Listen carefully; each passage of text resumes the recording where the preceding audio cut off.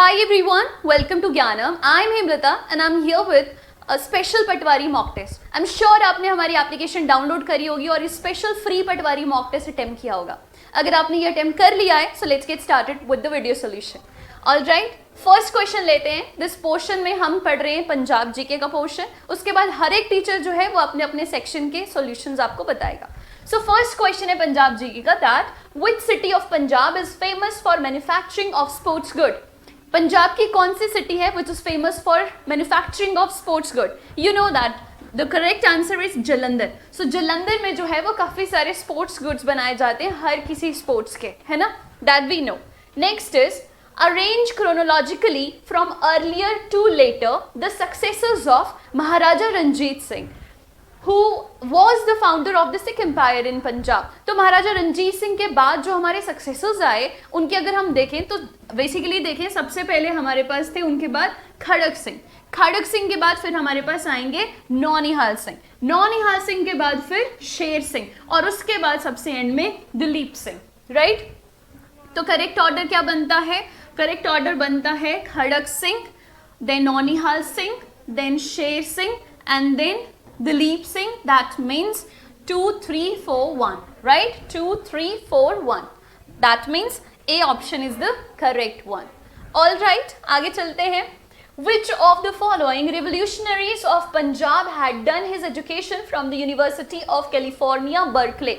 Berkeley university of California से जो है वो कौन से रिवोल्यूशनरी ने अपनी एजुकेशन कंप्लीट की थी? So you remember Kartar Singh Sarabha, the editor of Ghadar magazine and one of the founder of Ghadar magazine. वो जो थे करतार सिंह सराबा, वो कैलिफोर्निया में बर्कले यूनिवर्सिटी से पढ़े हैं. राइट, करतार सिंह सराबा पढ़े हैं. और वैसे अगर हम गदर पार्टी की बात करें तो लाला हरदयाल, सोहन सिंह पकना, ये जो थे वो उनके फाउंडिंग मेंबर्स में आते हैं. डन, आगे चलते हैं. नेक्स्ट क्वेश्चन जो है that is the youngest person to win Sahitya academy award.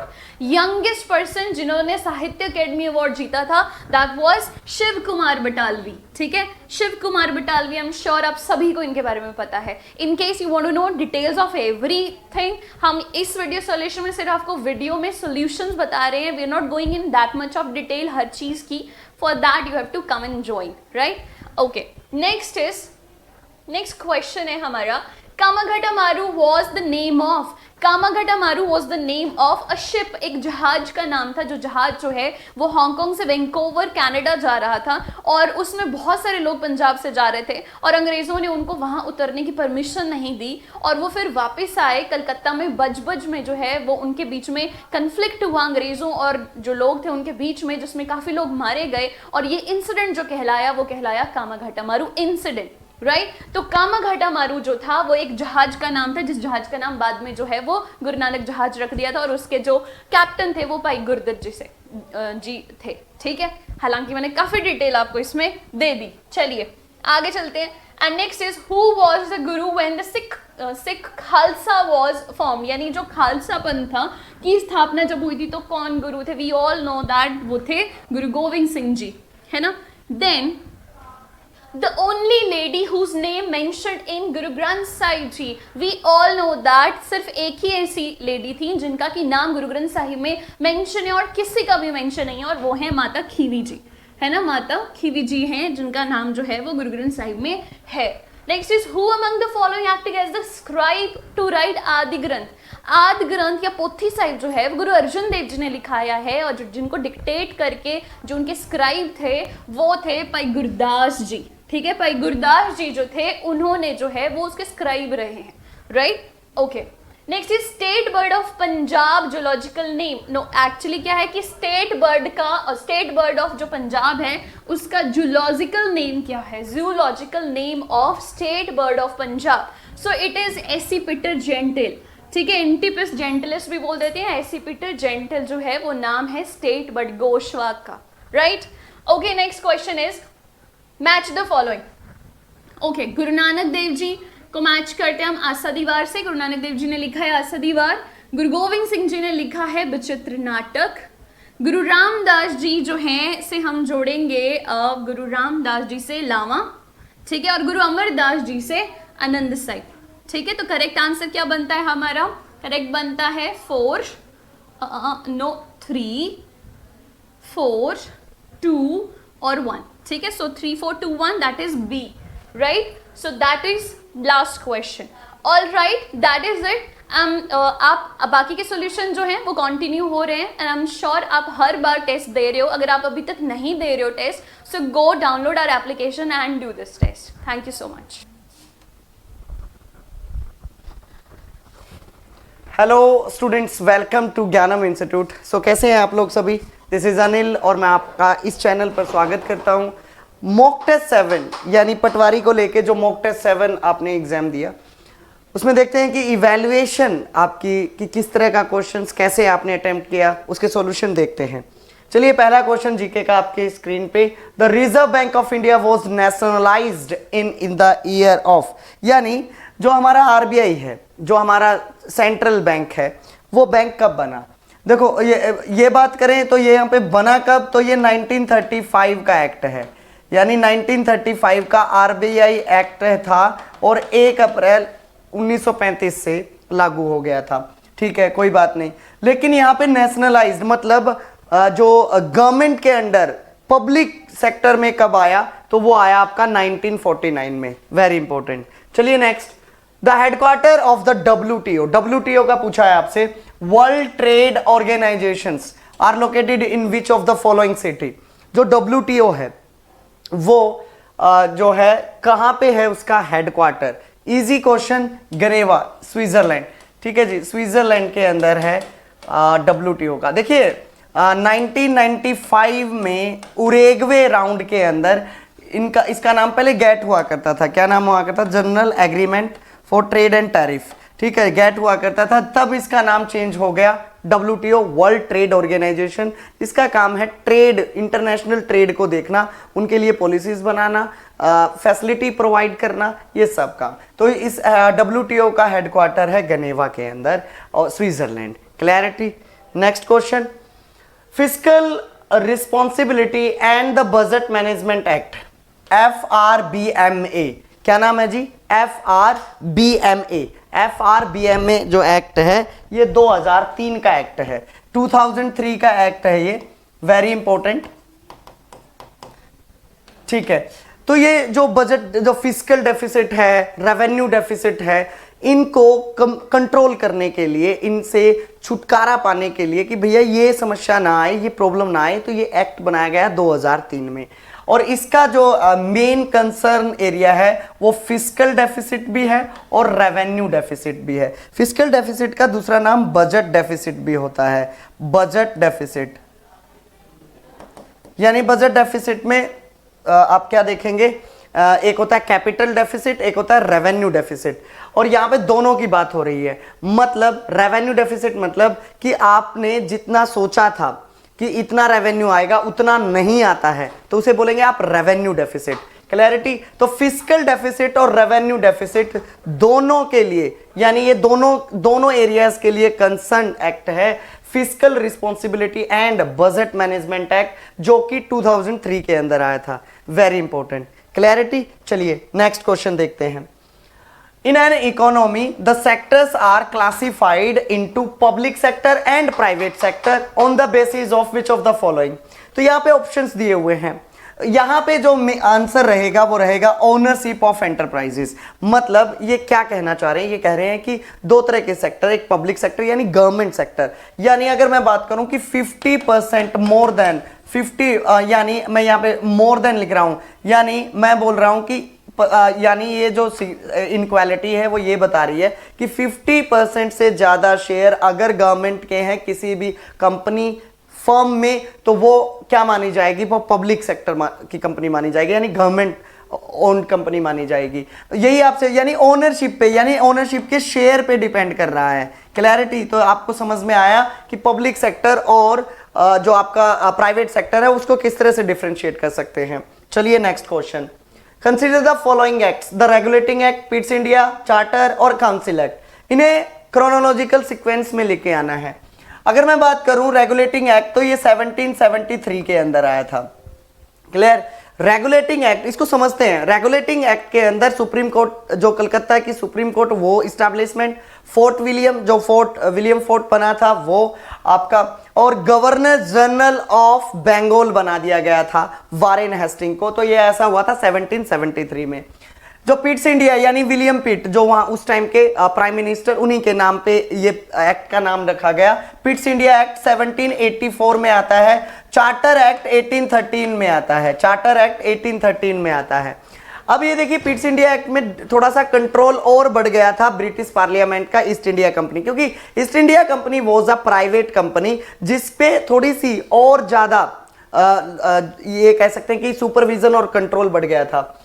Charter act 1813 के अंदर आता है। इसके अंदर क्या होता है, जो मेन पॉइंट क्या है चार्टर एक्ट का, 1813 के चार्टर एक्ट का मेन पॉइंट ये है स्टूडेंट कि इस time monopoly of east India company was ended, यानी मोनोपोली को एंड कर दिया गया, एंडिंग ऑफ मोनोपोली। इसका मतलब क्या होता है, ईस्ट इंडिया, पहले क्या होता था कि इंग्लैंड से जो कंपनी आई थी ईस्ट इंडिया कंपनी, वही ट्रेड कर सकती थी भारत में, लेकिन इसके बाद 1813 का चेक आता है कि और भी जो प्राइवेट कंपनीज हैं वो भी जो है ट्रेड कर सकेंगी इंडिया के अंदर। The very important, the monopoly of east India company was ended in 1813 charter act.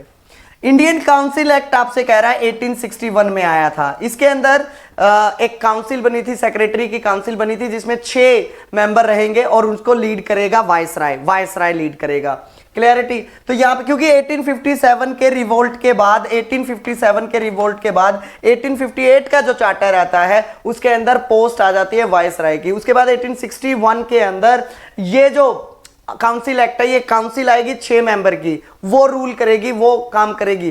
Clarity, तो यहां पे आपको समझ में आया कि भाई अगर हम क्रोनोलॉजी के हिसाब से देखें तो रेगुलेटिंग एक्ट सबसे पहले, उसके बाद पिट्स इंडिया एक्ट, उसके बाद द चार्टर एक्ट ऑफ 1813 और फिर इंडियन काउंसिल एक्ट 1861। तो this is the right answer, A option is your right answer. The idea of including the emergency provision, हमारे संविधान में, हमारे कॉन्स्टिट्यूशन में इमरजेंसी प्रोविजंस लिखे हुए हैं। 3 तरह की इमरजेंसी है। Article 352 national emergency, article 356 state emergency, जिसे गवर्नर के हिसाब से देखा जाता है, गवर्नर रूल करेगा। अच्छा, अगर मैं थर्ड की बात करूं, फाइनेंशियल इमरजेंसी, जो आज तक लगी नहीं है फिनेंशियल, तो ये हमने कहां से लिए है, ये हमने जर्मनी के वीमार कॉन्स्टिट्यूशन से लिए हैं। ठीक है, यानी जर्मनी के कॉन्स्टिट्यूशन से इमरजेंसी का प्रोविजन लिया हुआ है।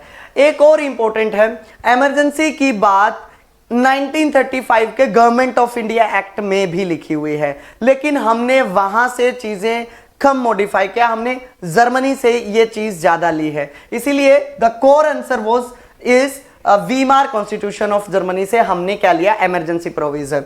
Next question, how many languages are recognised by the constitution of India. भारत के संविधान में अभी रिकॉग्निजेबल अगर लैंग्वेज की बात करूं तो आर्टिकल 344 में बात होती है आपकी 344 ही है। ठीक है, और यहां पे बात होती है 22 कॉन्स्टिट्यूशनल लैंग्वेजेस की, यानी आपकी ऑफिशियल लैंग्वेजेस, तो जिसमें उर्दू भी है, हिंदी भी है, इंग्लिश इज नॉट हेयर। ठीक है, तो यहां पे हम बात करेंगे कि 22 जो लैंग्वेज है ना, स्टार्टिंग में जब भारत आजाद हुआ था और कॉन्स्टिट्यूशन लागू हुआ था उस टाइम 14 लैंग्वेज थी, धीरे धीरे बढ़ते बढ़ते 22 हो गई हैं। थोड़ा सा लिख लेते हैं, 15वीं लैंग्वेज जो ऐड हुई थी वो थी सिंधी। 1967 में 1967 में 1967 में 21वें संविधान संशोधन 21st amendment in 1967 Sindhi language as a 15th language was added in Indian Constitution। उसके बाद संविधान में संशोधन होता है 71st अमेंडमेंट 1992। इसमें 3 लैंग्वेज आपकी बोडो, नेपाली और मणिपुरी,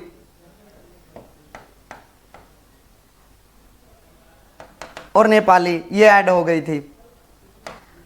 ठीक है जी, उसके बाद 2003 में एडिशन देखते हैं आप। 2003 में 52 यानी 92nd अमेंडमेंट हुआ। ठीक है, सेंथली, मैंथली, डोगरी ये सब ऐड हो गई थी। ठीक है, तो इस तरह से हमारी टोटल 22 ऑफिशियल लैंग्वेजेस है। Next one is who was the founder of Konkani. यहां ठीक करेंगे थोड़ा सा, आप इसको ठीक कर लेंगे, इसको एक बार ठीक करेंगे। बोडो हेयर इज नॉट, यहां पे नेपाली, मणिपुरी और आपकी कोंकणी थी, कोंकणी। और यहां पे है आपका बोडो, डोगरी, मैथिली और सैंताली। ठीक है, ये 4 लैंग्वेजेस 2003 में ऐड हुई थी, 92 में, मतलब 92nd अमेंडमेंट में। ठीक है, इसको ठीक कर लेना, एक बार करेक्ट कर लेना। Who was the founder of the प्रार्थना समाज। प्रार्थना समाज के फाउंडर कौन थे? डॉक्टर आत्माराम पांडुरंग।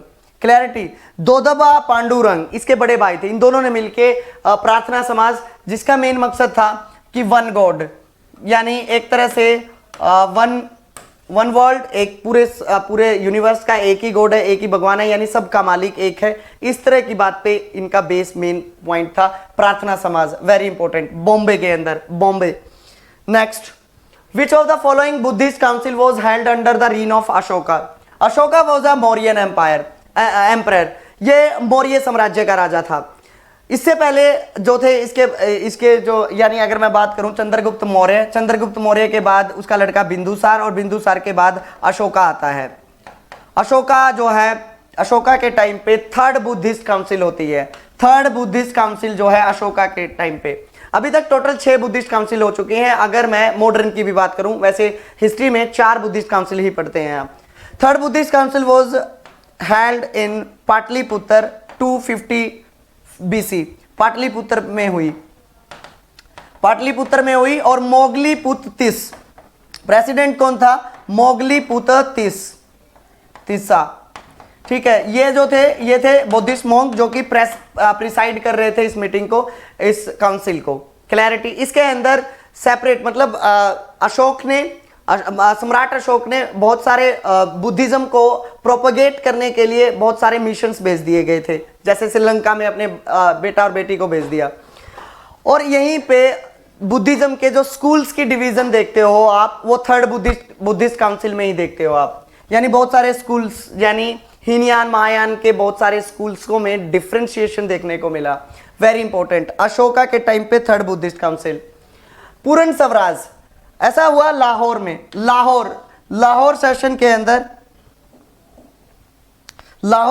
अंदर आप देखेंगे,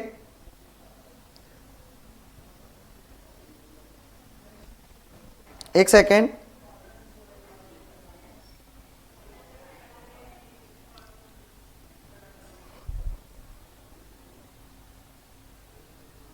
लाहौर सेशन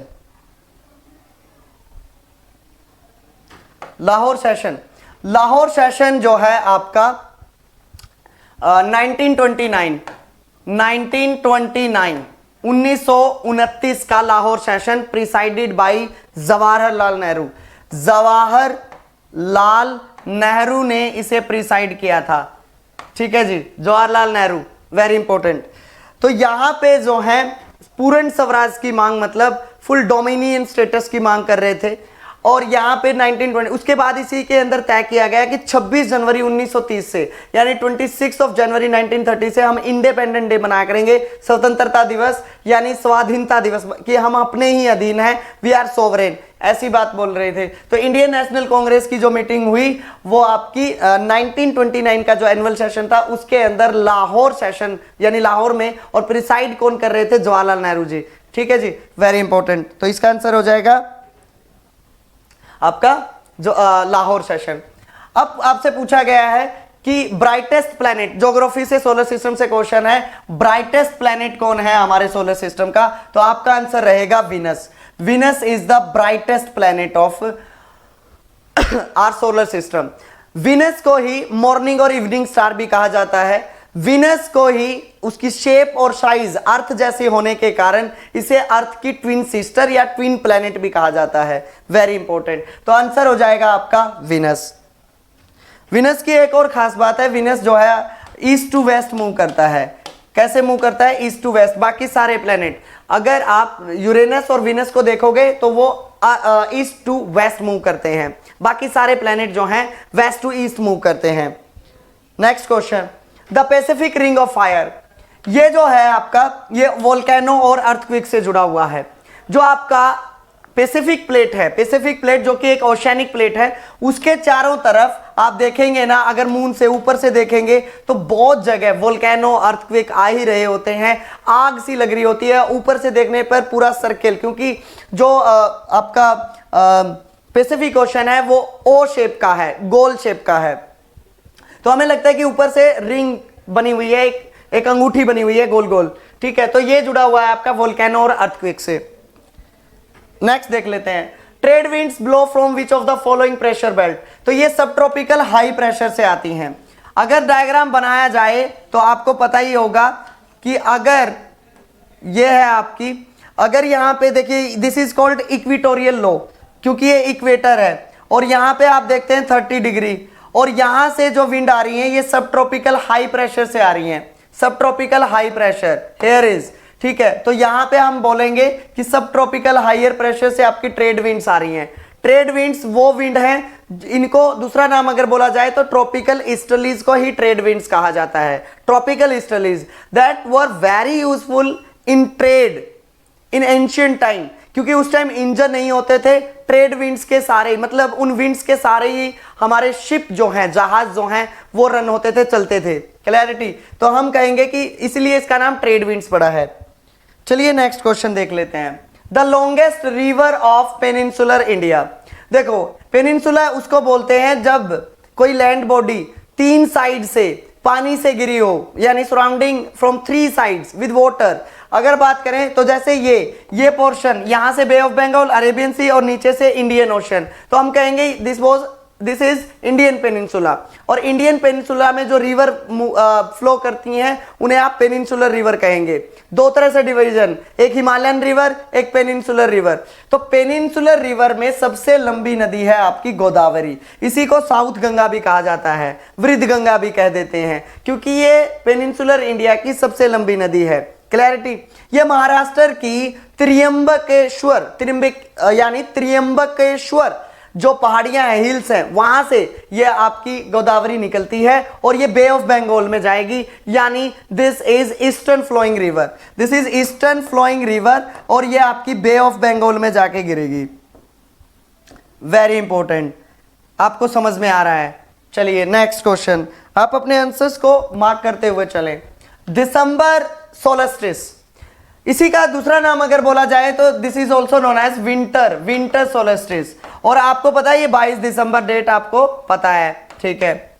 जब हमारे यहाँ पे विंटर सोलस्टिस है तो यानी the sun shines directly on southern hemisphere, northern hemisphere में विंटर सोलस्टिस 22 दिसंबर, तो इसका मतलब वहां पे सन की डायरेक्ट रेज नहीं आ रही है, तो कहां आएंगी, अपोजिट कर देंगे, हम बोलेंगे सदर्न हेमिस्फीयर में क्या होगा, सन साइंस डायरेक्टली, यानी ट्रॉपिक ऑफ कैप्रिकॉन पे गएगा, ठीक है, ट्रॉपिक ऑफ कैप्रिकॉन पे, और ट्रॉपिक ऑफ कैप्रिकॉन आपका सदर्न हेमिस्फीयर में है, 23.5 डिग्री सदर्न लैटिट्यूड ही आपका ट्रॉपिक ऑफ कैप्रिकॉन है। आपसे पूछा है यूएन की जनरल असेंबली ने इंटरनेशनल डे तय किया है epidemic preparedness on which day of, यानी कोविड-19 को लेके ये डेट तय की है 27 दिसंबर, ताकि इसके इफेक्टिव मेजरमेंट के लिए अच्छे से काम कर सके। इस दिन को मनाने का यही मेन मकसद है, ताकि कोविड-19 आगे भी इस तरह की स्थिति ना आए और हम पहले से ही तैयार रहें। 27 दिसंबर, India first hot air balloon safari in a tiger reserve, बिल्कुल इंपॉर्टेंट है भाई, बहुत important.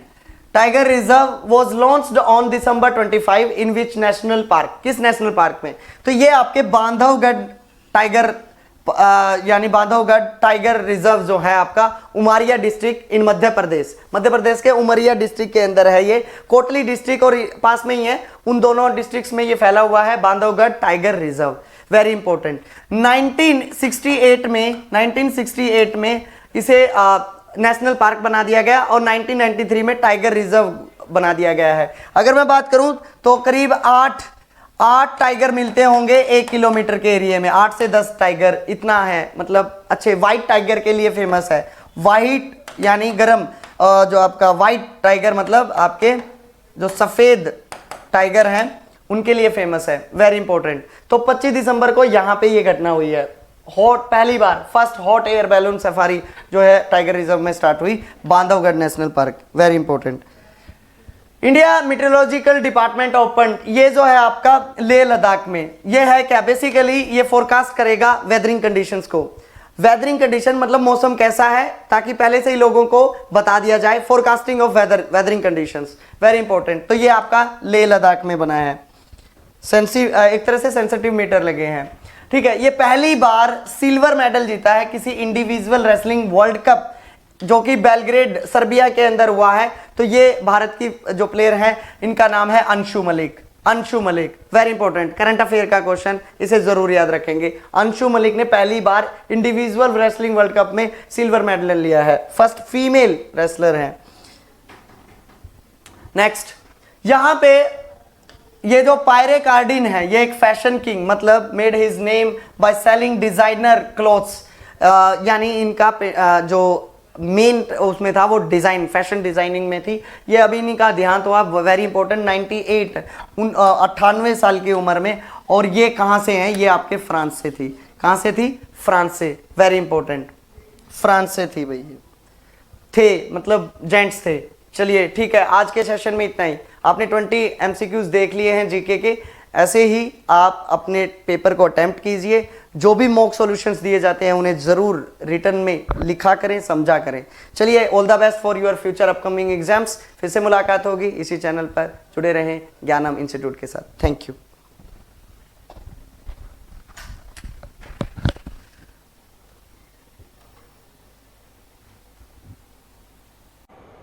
Hello everyone, welcome to Gyanam. I hope थोड़ी पटवारी दी तैयारी बहुत वधिया चल रही होगी। ते अज आपां अगला मॉक टेस्ट डिस्कस करन जा रहे हैं, that is mock test 7।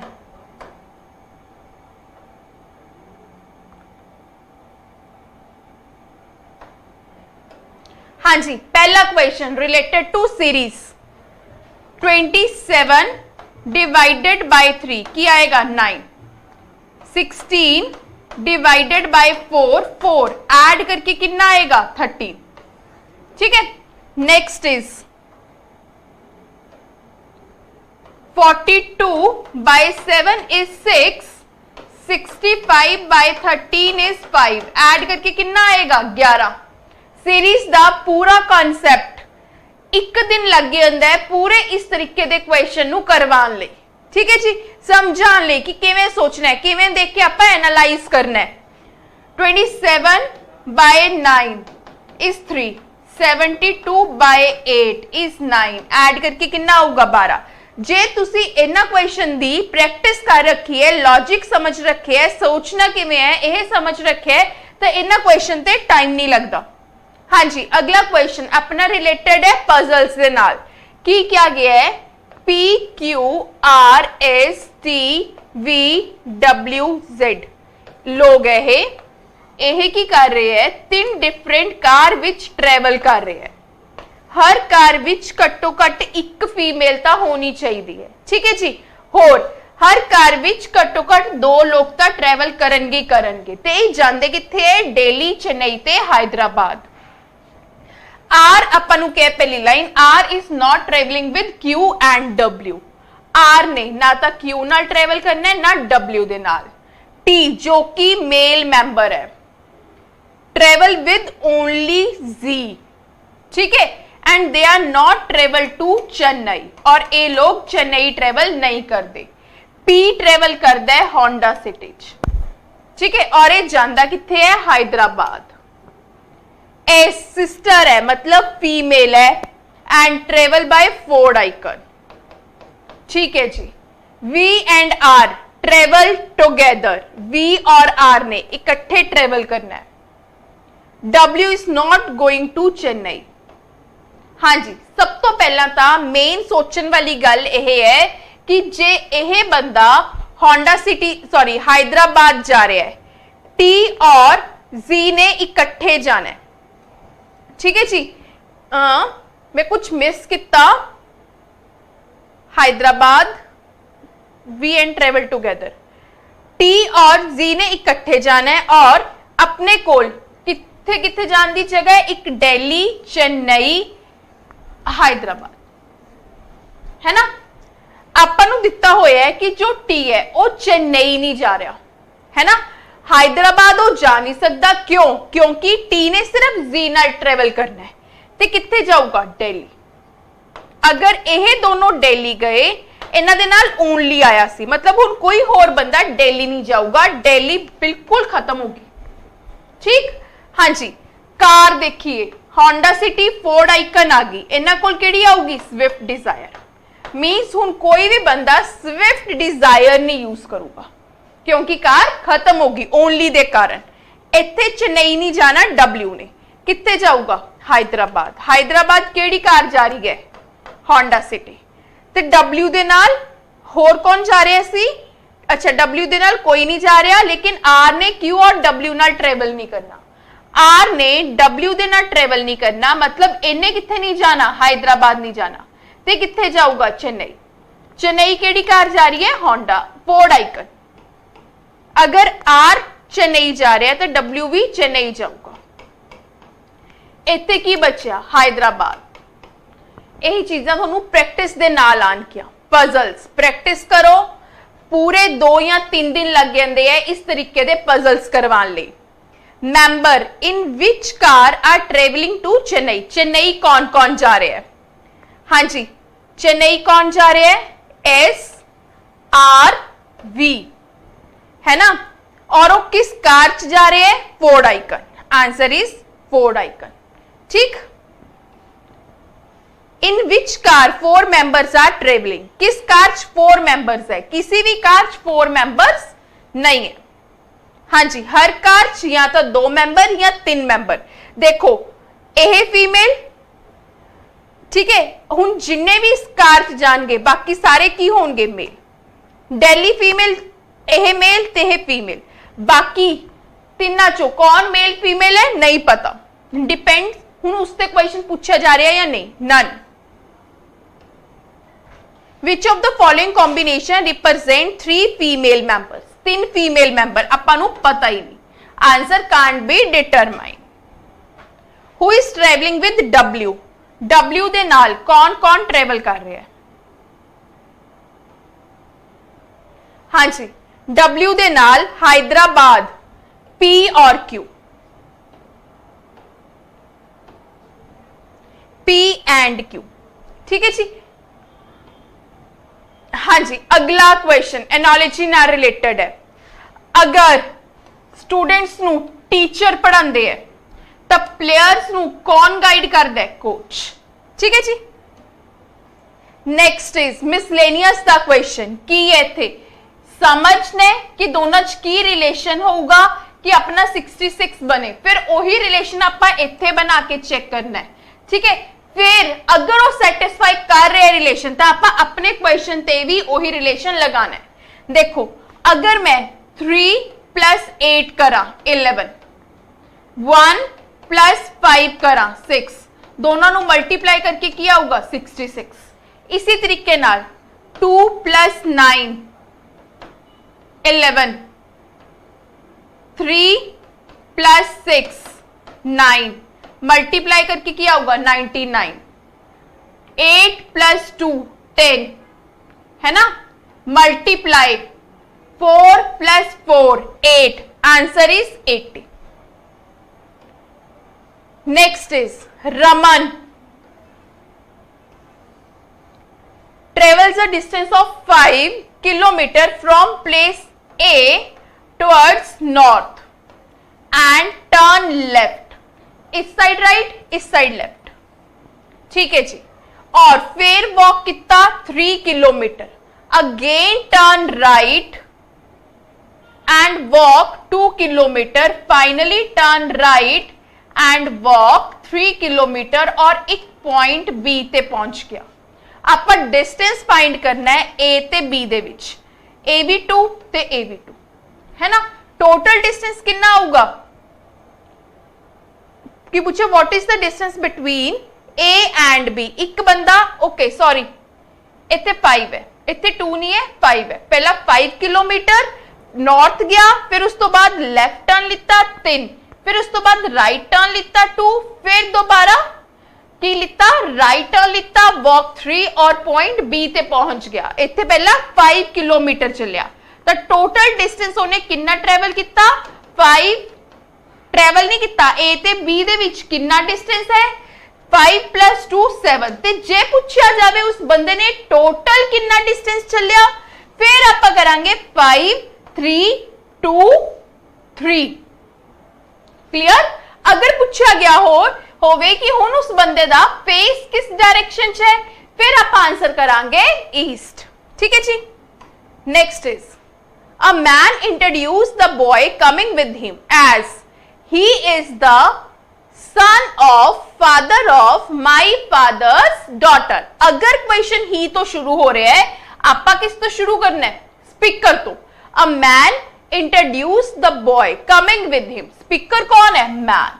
Man ने की क्या? माए तो शुरू करांगे, मेरी वाइफ दी डॉटर, डॉटर दे फादर, मैन खुद होए, मैन दा बेटा। इत्थे आके अपना क्वेश्चन खत्म हो गया। What's relation did the boy bear to the man? हुण इस बॉय दा की रिलेशन है मैन दे नाल? हाँ जी, की लग गया? सन। हाँ जी। Next okay, ranking the question है। कंसीडर अ ग्रुप, ठीक, 4 students Reena, Beena, Meena and Neena who stand in a रो।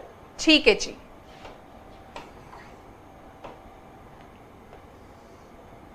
चार लोग हैं, ठीक। आपां नूं पहला रीना और बीना दी पोजीशन देती, 6th and 7th from left. ठीक, ठीक है। मीना एंड नीना, मीना एंड नीना, ठीक है, 4th and 5th respectively. Okay, आपां इत्थे मीना बनाने हैं 4th राइट और यह Neena that is 5th right. एक लाइन च यह 4 लोग बैठे हैं। ठीक है जी, राइट। अगे आपां नूं की कहा गया? When Beena and Meena exchange their position, Beena and Meena, Meena और इत्थे आया बीना। ठीक है, Beena will be 15th from left, done. Neena's position from left is, Neena position from left अपने को इत्थे की आ जाऊगा total, left plus right -1 is equal to total 15 + 4 -1 19 -1 18। ठीक है, 18 अगर अपने को टोटल है, अपा राइट माइनस करके किस कर लांगे? आप लेफ्ट पोजीशन कर लांगे, total +1 18 + 1 19 minus 5th right 14th from left. की रैंक आऊगा? 14th from left. किसदा? नीना दा। Next is Reena's position from right, Reena दी पोजीशन, रीना दी पोजीशन ओही चीज, टोटल +1 मतलब 19 minus 6th from left 13th from right. ठीक जी। नेक्स्ट इज राइट, नीना और रीना दी उन्होंने पोजीशन दोबारा चेंज करवाती। ठीक है, आपा नीना दी पोजीशन लेफ्ट तो दसनी है, नीना और रीना दी पोजीशन चेंज करवाई, नीना और रीना मतलब नीना इत्थे आ गई, रीना इत्थे आ गई। ठीक है, आपा किसकी पोजीशन देखनी है? नीना दी पोजीशन फ्रॉम लेफ्ट, नीना दी पोजीशन जो इसकी पोजीशन है सेम ही रहेगी, 6th from left, 6th from left. हाँ जी, अगला question classification odd one out, एक सेम ग्रुप तो कुछ अलग बाहर करना।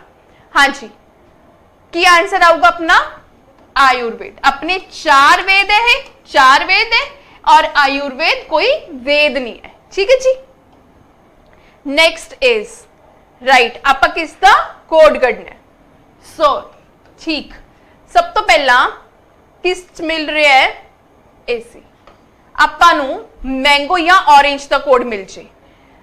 ऑरेंज दा कोड किते होर ऑरेंज आ रहा है यस लास्ट लाइन की कॉमन है दोनों फा ऑरेंज दा कोड फा चला गया ठीक है मैंगो किते मिल रहे है मैंगो और मैंगो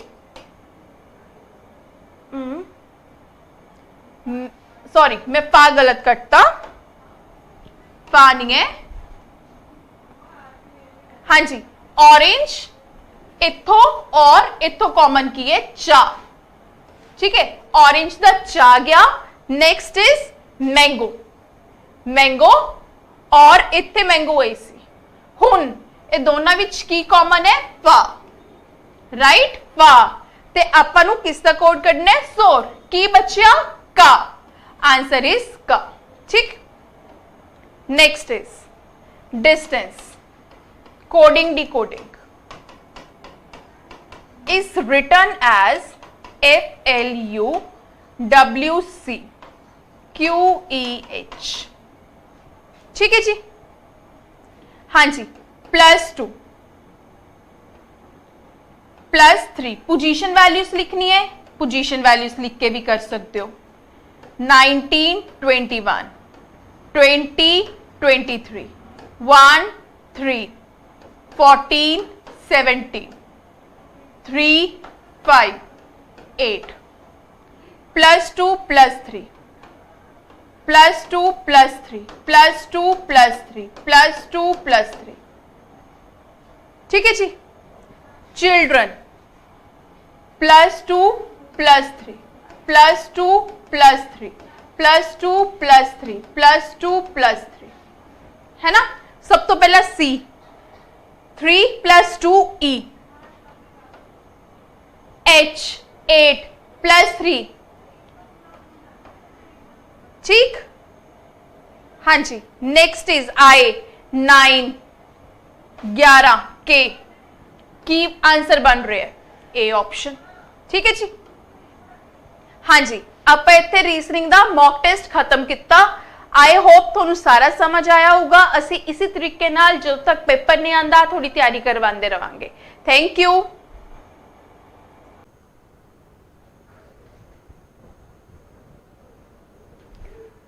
ਹੈਲੋ ਸਟੂਡੈਂਟ ਕੀ ਹਾਲ ਚਾਲ ਤੁਹਾਡੇ ਸਾਰਿਆਂ ਦੇ ਉਮੀਦ ਕਰਦਾ ਬਿਲਕੁਲ ਸਹੀ ਹੋਣੇ ਤੇ ਅੱਜ ਮੈਂ ਆਸ਼ੀਸ਼ ਤੁਹਾਡੇ ਲਈ ਫਿਰ ਤੋਂ ਇੱਕ ਪੇਪਰ ਲੈ ਕੇ ਆਏ ਨੇ ਆਪਾਂ ਜਿਹੜਾ ਕੰਪਿਊਟਰ ਦਾ ਹੈਗਾ ਤਾਂ ਕੰਪਿਊਟਰ ਦੇ ਆਪਾਂ ਉਹਦੇ ਪੂਰੇ ਦੀ ਪੂਰੀ ਜਿਹੜੀ ਹੈਗੀ ਆਨਸਰ ਕੀ ਇੱਕ ਵਾਰੀ ਡਿਸਕਸ ਕਰਨੀ ਚਲੀ ਗਾਇਜ਼ ਆਪਾਂ ਡਿਸਕਸ ਕਰ ਰਹੇ ਹਾਂ ਤਾਂ ਸਭ ਤੋਂ ਪਹਿਲੇ ਕੁਐਸਚਨ ਨੰਬਰ 46 ਤੁਹਾਡੇ ਸਕਰੀਨ ਤੇ ਜਿਹੜਾ ਹੈਗਾ ਸ਼ੋ ਹੋ ਰਿਹਾ ਹਾਂਜੀ ਗਾਇਜ਼ ਚੈੱਕ ਕਰਦੇ ਨੇ ਕਿ ਇਸ ਕੁਐਸਚਨ ਤੁਹਾਡੇ ਕੋਲ ਕੀ ਹੈਗਾ ਉਨੀ ਦੇਰ ਤੁਸੀਂ ਕੁਐਸਚਨ ਪੜੋ ਤੇ ਕੁਐਸਚਨ ਨੂੰ ਸਮਝੋ ਦੇਖੋ ਤੁਹਾਡੇ ਕੋਲ ਕੀ ਕਿਹਾ ਸੀਗਾ ਇਸ ਕੁਐਸਚਨ 'ਚ a software that controls computer hardware and interacts with the user ਕਹਿਣ ਦਾ ਮਤਲਬ ਕਿ ਤੁਹਾਡੇ ਕੋਲ ਕਿਹੜਾ ਜਿਹਾ ਇਹੋ ਜਿਹਾ ਸੌਫਟਵੇਅਰ ਹੈਗਾ ਜਿਹੜਾ ਕਿ ਕੰਟਰੋਲ ਵੀ ਕਰਦਾ ਕੰਪਿਊਟਰ ਦੇ ਹਾਰਡਵੇਅਰ ਨੂੰ ਤੇ ਇੰਟਰੈਕਟ ਕਰਨ 'ਚ ਵੀ ਸਾਡੇ ਕੀ ਕਰਦਾ ਹੈਲਪ ਕਰਦਾ ਉਹ ਜਿਹੜਾ ਸੌਫਟਵੇਅਰ ਹੁੰਦਾ ਕਿਹੜਾ ਹੁੰਦਾ ਤੁਹਾਡੇ ਕੋਲ application software operating window operating system DBMS ਜਾਂ ਫਿਰ ਵਰਡ ਪ੍ਰੋਸੈਸਿੰਗ ਸੌਫਟਵੇਅਰ ਤਾਂ ਜੇਕਰ ਤੁਹਾਨੂੰ ਇੱਕ ਗੱਲ ਦੀ ਬੜੀ ਸਿੰਪਲ ਜਿਹੀ ਗੱਲ ਪਤਾ ਹੈਗੀ ਜੇਕਰ ਤੁਹਾਡੇ ਕੋਲ ਵਿੰਡੋਜ਼ ਨਹੀਂ ਹੋਣਗੇ ਤਾਂ ਤੁਹਾਡੇ ਕੋਲ ਕੋਈ ਵੀ ਨਾ ਹਾਰਡਵੇਅਰ ਨਾ ਸੌਫਟਵੇਅਰ ਕੰਮ ਕਰ ਪਾਏਗਾ ਤਾਂ ਇਸ ਕੁਐਸਚਨ ਦਾ ਆਨਸਰ ਜਿਹੜਾ ਜਾਏਗਾ ਉਹ ਜਾਏਗਾ ਆਪਰੇਟਿੰਗ ਸਿਸਟਮ ਕਿਉਂਕਿ ਵਿਦਆਊਟ ਆਪਰੇਟਿੰਗ ਸਿਸਟਮ ਤੁਸੀਂ ਆਪਣੇ ਸਿਸਟਮ 'ਚ ਕੋਈ ਵੀ ਕੰਮ ਨਹੀਂ ਕਰ ਸਕਦੇ ਜੇਕਰ ਤੁਹਾਡੇ ਕੋਲ ਵਿੰਡੋ ਹੈਗਾ ਤਾਂ ਹੀ ਤੁਸੀਂ ਕੋਈ ਨਾ ਕੋਈ ਕੰਮ ਕਰ ਸਕਦੇ ਨੇ ਅਦਰਵਾਈਜ਼ ਤੁਹਾਡੇ ਕੋਲ ਕੋਈ ਕੰਮ ਨਹੀਂ ਹੋਣਾ ਠੀਕ ਹੈ ਹੋਪਫੁਲੀ ਨਹੀਂ ਗੱਲ ਤੁਹਾਨੂੰ ਕਲੀਅਰ ਹੈ ਕਿ ਇਸ ਕੁਐਸਚਨ ਦਾ ਆਨਸਰ ਕੀ ਬਣੇਗਾ ਵਿਦਆਊਟ ਆਪਰੇਟਿੰਗ ਸਿਸਟਮ ਆਪਾਂ ਆਪਣੇ ਸਿਸਟਮ 'ਚ ਕੋਈ ਕੰਮ ਨਹੀਂ ਕਰ ਸਕਦੇ ਕਿਉਂਕਿ ਇੱਕ ਆਪਰੇਟਿੰਗ ਸਿਸਟਮ ਹੀ ਇੱਕ ਇਹੋ ਜਿਹੀ ਚੀਜ਼ ਹੁੰਦੀ ਹੈ ਜਿਹੜਾ ਕਿ ਸੌਫਟਵੇਅਰ ਤੇ ਹਾਰਡਵੇਅਰ ਵਿੱਚ ਜਿਹੜਾ ਕਨੈਕਟੀਵਿਟੀ ਦਾ ਕੰਮ ਕਰਦਾ ਹੈਗਾ ਇਸ ਕਰਕੇ ਆਨਸਰ ਕੀ ਬਣਿਆ ਬੀ ਆਪਸ਼ਨ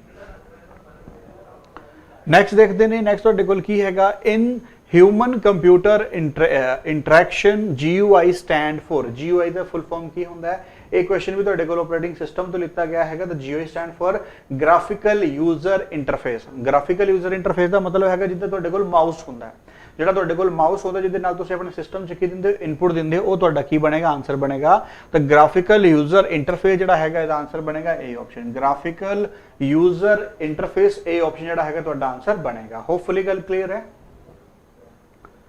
नेक्स्ट क्वेश्चन देखिए ਤੁਹਾਡੇ ਕੋਲ ਕੀ ਹੈਗਾ an IPv6 address is times larger than IPv4 ਕਹਿਣ ਦਾ ਮਤਲਬ ਕਿ IPv ਜਿਹੜਾ 6 ਹੈਗਾ ਤੁਹਾਡੇ ਕੋਲ ਇੰਟਰਨੈਟ ਪ੍ਰੋਟੋਕੋਲ ਵਰਜ਼ਨ 6 ਜਿਹੜਾ ਹੈਗਾ ਤੇ IPv4 ਜਿਹੜਾ ਹੈਗਾ ਤੇ IPv4 ਦੀ ਮੈਂ ਗੱਲ ਕਰਾਂ ਇੰਟਰਨੈਟ ਪ੍ਰੋਟੋਕੋਲ ਵਰਜ਼ਨ 4 ਦੀ ਇਹ ਹੁੰਦਾ 32 ਬਿਟ ਤੇ ਇਹ ਹੁੰਦਾ 128 ਬਿਟ। ਤਾਂ ਹੁਣ ਜੇਕਰ ਤੁਹਾਨੂੰ ਇੰਨੀ ਕਰ ਗੱਲ ਪਤਾ ਹੈਗੀ ਹੈ ਤਾਂ ਤੁਹਾਡੇ ਕੋਲ ਆਨਸਰ ਹੋ ਰਹੀ ਹੀ ਆ ਗਿਆ ਕਿ 32 ਤੇ 128 ਜਿਹੜਾ ਹੈਗਾ ਕਿੰਨੇ ਟਾਈਮਸ ਹੈਗਾ। 32 ਤੇ 128 ਜਿਹੜਾ ਹੈਗਾ ਕਿੰਨੇ ਟਾਈਮਸ ਆਗਾ, ਤਾਂ ਤੁਹਾਨੂੰ ਆਨਸਰ ਕਲੀਅਰ ਹੈ ਕਿ ਜੇ 4 ਟਾਈਮ ਤੁਹਾਡੇ ਕੋਲ ਹੋਏਗਾ ਤਾਂ ਆਨਸਰ ਕੀ ਬਣੇਗਾ ਤੁਹਾਡੇ ਕੋਲ ਜਿਹੜਾ ਹੈਗਾ ਬੀ ਆਪਸ਼ਨ ਤੁਹਾਡਾ ਆਨਸਰ ਬਣੇਗਾ। ਹੋਪਫੁਲੀ ਗੱਲ ਕਲੀਅਰ ਹੈ। ਨੈਕਸਟ ਕੁਐਸਚਨ ਅੱਗੇ ਆਪਾਂ ਦੇਖਦੇ ਨੇ in MS word control plus right arrow is used to move the cursor. ਜੇਕਰ ਕੰਟਰੋਲ ਪਲਸ ਰਾਈਟ ਐਰੋ ਤੁਸੀਂ ਦਬੋਗੇ ਤੁਹਾਡੇ ਕੋਲ ਕੀ ਹੋਏਗਾ, 1 ਵਰਡ ਰਾਈਟ ਵੱਲ ਜਾਓਗੇ, 1 ਪੈਰਾਗ੍ਰਾਫ ਡਾਊਨ ਵੱਲ ਜਾਓਗੇ, ਐਂਡ ਆਫ ਦਾ ਡਾਕੂਮੈਂਟ ਆਏਗਾ ਜਾਂ ਐਂਡ ਆਫ ਦਾ ਲਾਈਨ ਆਏਗਾ। ਤਾਂ ਜਦ ਵੀ ਤੁਸੀਂ ਕੰਟਰੋਲ ਪਲਸ ਰਾਈਟ ਕੀ ਦਬੋਗੇ ਤਾਂ 1 ਵਰਡ ਤੁਸੀਂ ਜਿਹੜਾ ਹੈਗਾ ਰਾਈਟ ਵੱਲ ਜਾਣਾ ਹੈਗਾ, 1 ਵਰਡ ਜਿਹੜਾ ਹੈਗਾ ਤੁਸੀਂ ਰਾਈਟ ਵੱਲ ਜਾਣਾ ਹੈਗਾ, ਕਿਉਂਕਿ ਰਾਈਟ ਐਰੋ ਆਪਾਂ ਕਿਤੇ ਤਾਂ ਰਾਈਟ ਦੀ ਸਾਈਡ ਹੀ ਆਪਾਂ ਜਾਣਾ ਹੈਗਾ। ਠੀਕ ਹੈ, ਹੋਪਫੁਲੀ ਗੱਲ ਕਲੀਅਰ ਹੈ। From which menu you can access picture, text, box, chart and etc. ਇਹ ਦੇਖੋ ਕੁਐਸਚਨ ਪਤਾ ਨਹੀਂ ਕਿੰਨੇ ਪੇਪਰ ਨੇ ਪੁੱਛਿਆ ਜਾਂਦਾ। ਹੁਣ ਤੁਹਾਡੇ ਕੋਲ ਇੱਕ ਕੁਐਸਚਨ ਆ ਸਕਦਾ ਕਿ ਸਰ ਤੁਸੀਂ ਤਾਂ ਤੁਸੀਂ ਮੈਂਸ਼ਨ ਨਹੀਂ ਕੀਤਾ MS ਵਰਡ, ਐਕਸਲ ਜਾਂ ਪਾਵਰਪੁਆਇੰਟ ਦਾ। ਇਹ ਜਿਹੜਾ ਹੈਗਾ ਕਾਮਨ ਹੁੰਦੀ ਚੀਜ਼ ਸਾਰਿਆਂ 'ਚ ਇੱਕ ਹੀ ਪਲੇਸ ਤੇ ਮਿਲੇਗਾ। ਤਾਂ ਉਹਦੇ ਜੇਕਰ ਮੈਂ ਗੱਲ ਕਰਾਂ ਤਾਂ ਤੁਹਾਡੇ ਕੋਲ ਫਾਈਲ ਮੈਨੂ ਤੇ ਮਿਲੇਗਾ, ਐਗਜ਼ੈਕਟ ਮੈਨੂ, ਐਡਿਟ ਮੈਨੂ ਤੇ, ਇਨਸਰਟ ਮੈਨੂ ਤੇ ਜਾਂ ਵਿਊ ਮੈਨੂ ਤੇ ਤੁਹਾਡੇ ਕੋਲ ਮਿਲੂਗਾ। ਤਾਂ ਇਹ ਜਿਹੜਾ ਤੁਹਾਡੇ ਕੋਲ ਹੈਗਾ ਇਨਸਰਟ ਮੈਨੂ ਤੇ ਤੁਹਾਡੇ ਕੋਲ ਮਿਲਣਾ ਹੈਗਾ। ਤੁਹਾਨੂੰ ਪਤਾ ਹੋਣਾ ਚਾਹੀਦਾ ਕਿ ਸਾਰੀਆਂ ਚੀਜ਼ਾਂ ਤੁਹਾਡੇ ਕਿੱਥੇ ਕੋਲ ਮਿਲਦੀਆਂ ਨੇ, ਇਨਸਰਟ ਮੈਨੂ 'ਚ ਮਿਲਦੀਆਂ ਨੇ। ਤਾਂ ਹੋਪਫੁਲੀ ਗੱਲ ਤੁਹਾਨੂੰ ਕਲੀਅਰ ਹੈ। ਨੈਕਸਟ ਆਪਾਂ ਗੱਲ ਕਰੀਏ the symbol which separate two part of email address। ਤਾਂ ਬੜਾ ਸਿੰਪਲ ਦਾ ਕੁਐਸਚਨ ਹੈਗਾ, ਪਤਾ ਨਹੀਂ ਕਿੰਨੇ ਪੇਪਰਾਂ 'ਚ ਆਲਰੇਡੀ ਇਹ ਜਿਹੜਾ ਹੈਗਾ ਕੁਐਸਚਨ ਪੁੱਛਿਆ ਜਾ ਚੁੱਕਾ ਹੈਗਾ। ਤਾਂ ਉਹ ਹੋਗਾ ਤੁਹਾਡੇ ਕੋਲ @ ਤਾਂ ਆਨਸਰ ਕੀ ਬਣੇਗਾ ਜੀ, B for ਬੰਬੇ ਤੁਹਾਡਾ ਹੈਗਾ ਆਨਸਰ ਬਿਲਕੁਲ ਸਹੀ ਬਣੇਗਾ। ਠੀਕ ਹੈ। ਨੈਕਸਟ ਕੁਐਸਚਨ ਦੀ ਗੱਲ ਕਰੀਏ what is URL। ਤਾਂ URL ਦੀ ਜੇਕਰ ਆਪਾਂ ਗੱਲ ਕਰੀਏ ਤਾਂ ਉਰੇ ਜਿਹੜਾ ਫੁੱਲ ਫਾਰਮ ਨਹੀਂ ਪੁੱਛਿਆ ਉਹਦਾ ਵਰਕਿੰਗ ਪੁੱਛ ਲਈ। ਤਾਂ URL ਦਾ ਤੁਹਾਨੂੰ ਪਤਾ ਕਿ ਯੂਨੀਫਾਰਮ ਰਿਸੋਰਸ ਲੋਕੇਟਰ ਹੁੰਦਾ ਜਿਹੜਾ ਕਿ ਵੈਬ ਐਡਰੈਸ ਨੂੰ ਤੁਹਾਡੇ ਕੋਲ ਰਿਪਰੈਜ਼ੈਂਟ ਕਰਦਾ ਕਿਸੇ ਵੀ ਚੀਜ਼ ਦਾ। ਕੰਪਿਊਟਰ ਸੌਫਟਵੇਅਰ ਪ੍ਰੋਗਰਾਮ ਨਾ ਜੀ, ਪ੍ਰੋਗਰਾਮ ਨਹੀਂ ਹੁੰਦਾ। ਟਾਈਪਡ ਪ੍ਰੋਗਰਾਮ ਇਨ ਆਬਜੈਕਟ ਨਾ ਜੀ। The address of a document or a page on the world wide web। तो बिल्कुल जी ਤੁਹਾਨੂੰ ਪਤਾ ਹੈ ਕਿ ਕਿਸੇ ਵੀ ਪੇਜ ਦਾ ਜਿਹੜਾ ਐਡਰੈਸ ਹੁੰਦਾ ਹੈ ਉਹ URL ਤੇ ਆਪਾਂ ਕੀ ਕਰਦੇ ਨੇ, ਸਟੋਰ ਕਰਦੇ ਨੇ। ਤਾਂ ਦੱਸਦੇ ਨੇ ਤਾਂ URL ਦਾ ਜਿਹੜਾ ਤੁਹਾਡੇ ਕੋਲ ਡੈਫੀਨੇਸ਼ਨ ਬਣੇਗਾ ਉਹ ਕੀ ਬਣੇਗਾ, ਵਰਲਡ ਵਾਈਡ ਵੈਬ ਤੇ ਆਪਾਂ ਕਿਸੇ ਵੀ ਚੀਜ਼ ਨੂੰ ਕੀ ਕਰਨਾ ਹੈਗਾ, ਰਿਪਰੈਜ਼ੈਂਟ ਕਰਨਾ ਹੈਗਾ। ਆਨਸਰ ਕੀ ਬਣੇਗਾ, C for ਚੰਡੀਗੜ੍ਹ। ਹੋਪਫੁਲੀ ਗੱਲ ਤੁਹਾਨੂੰ ਸਾਰਿਆਂ ਨੂੰ ਕਲੀਅਰ ਹੈ।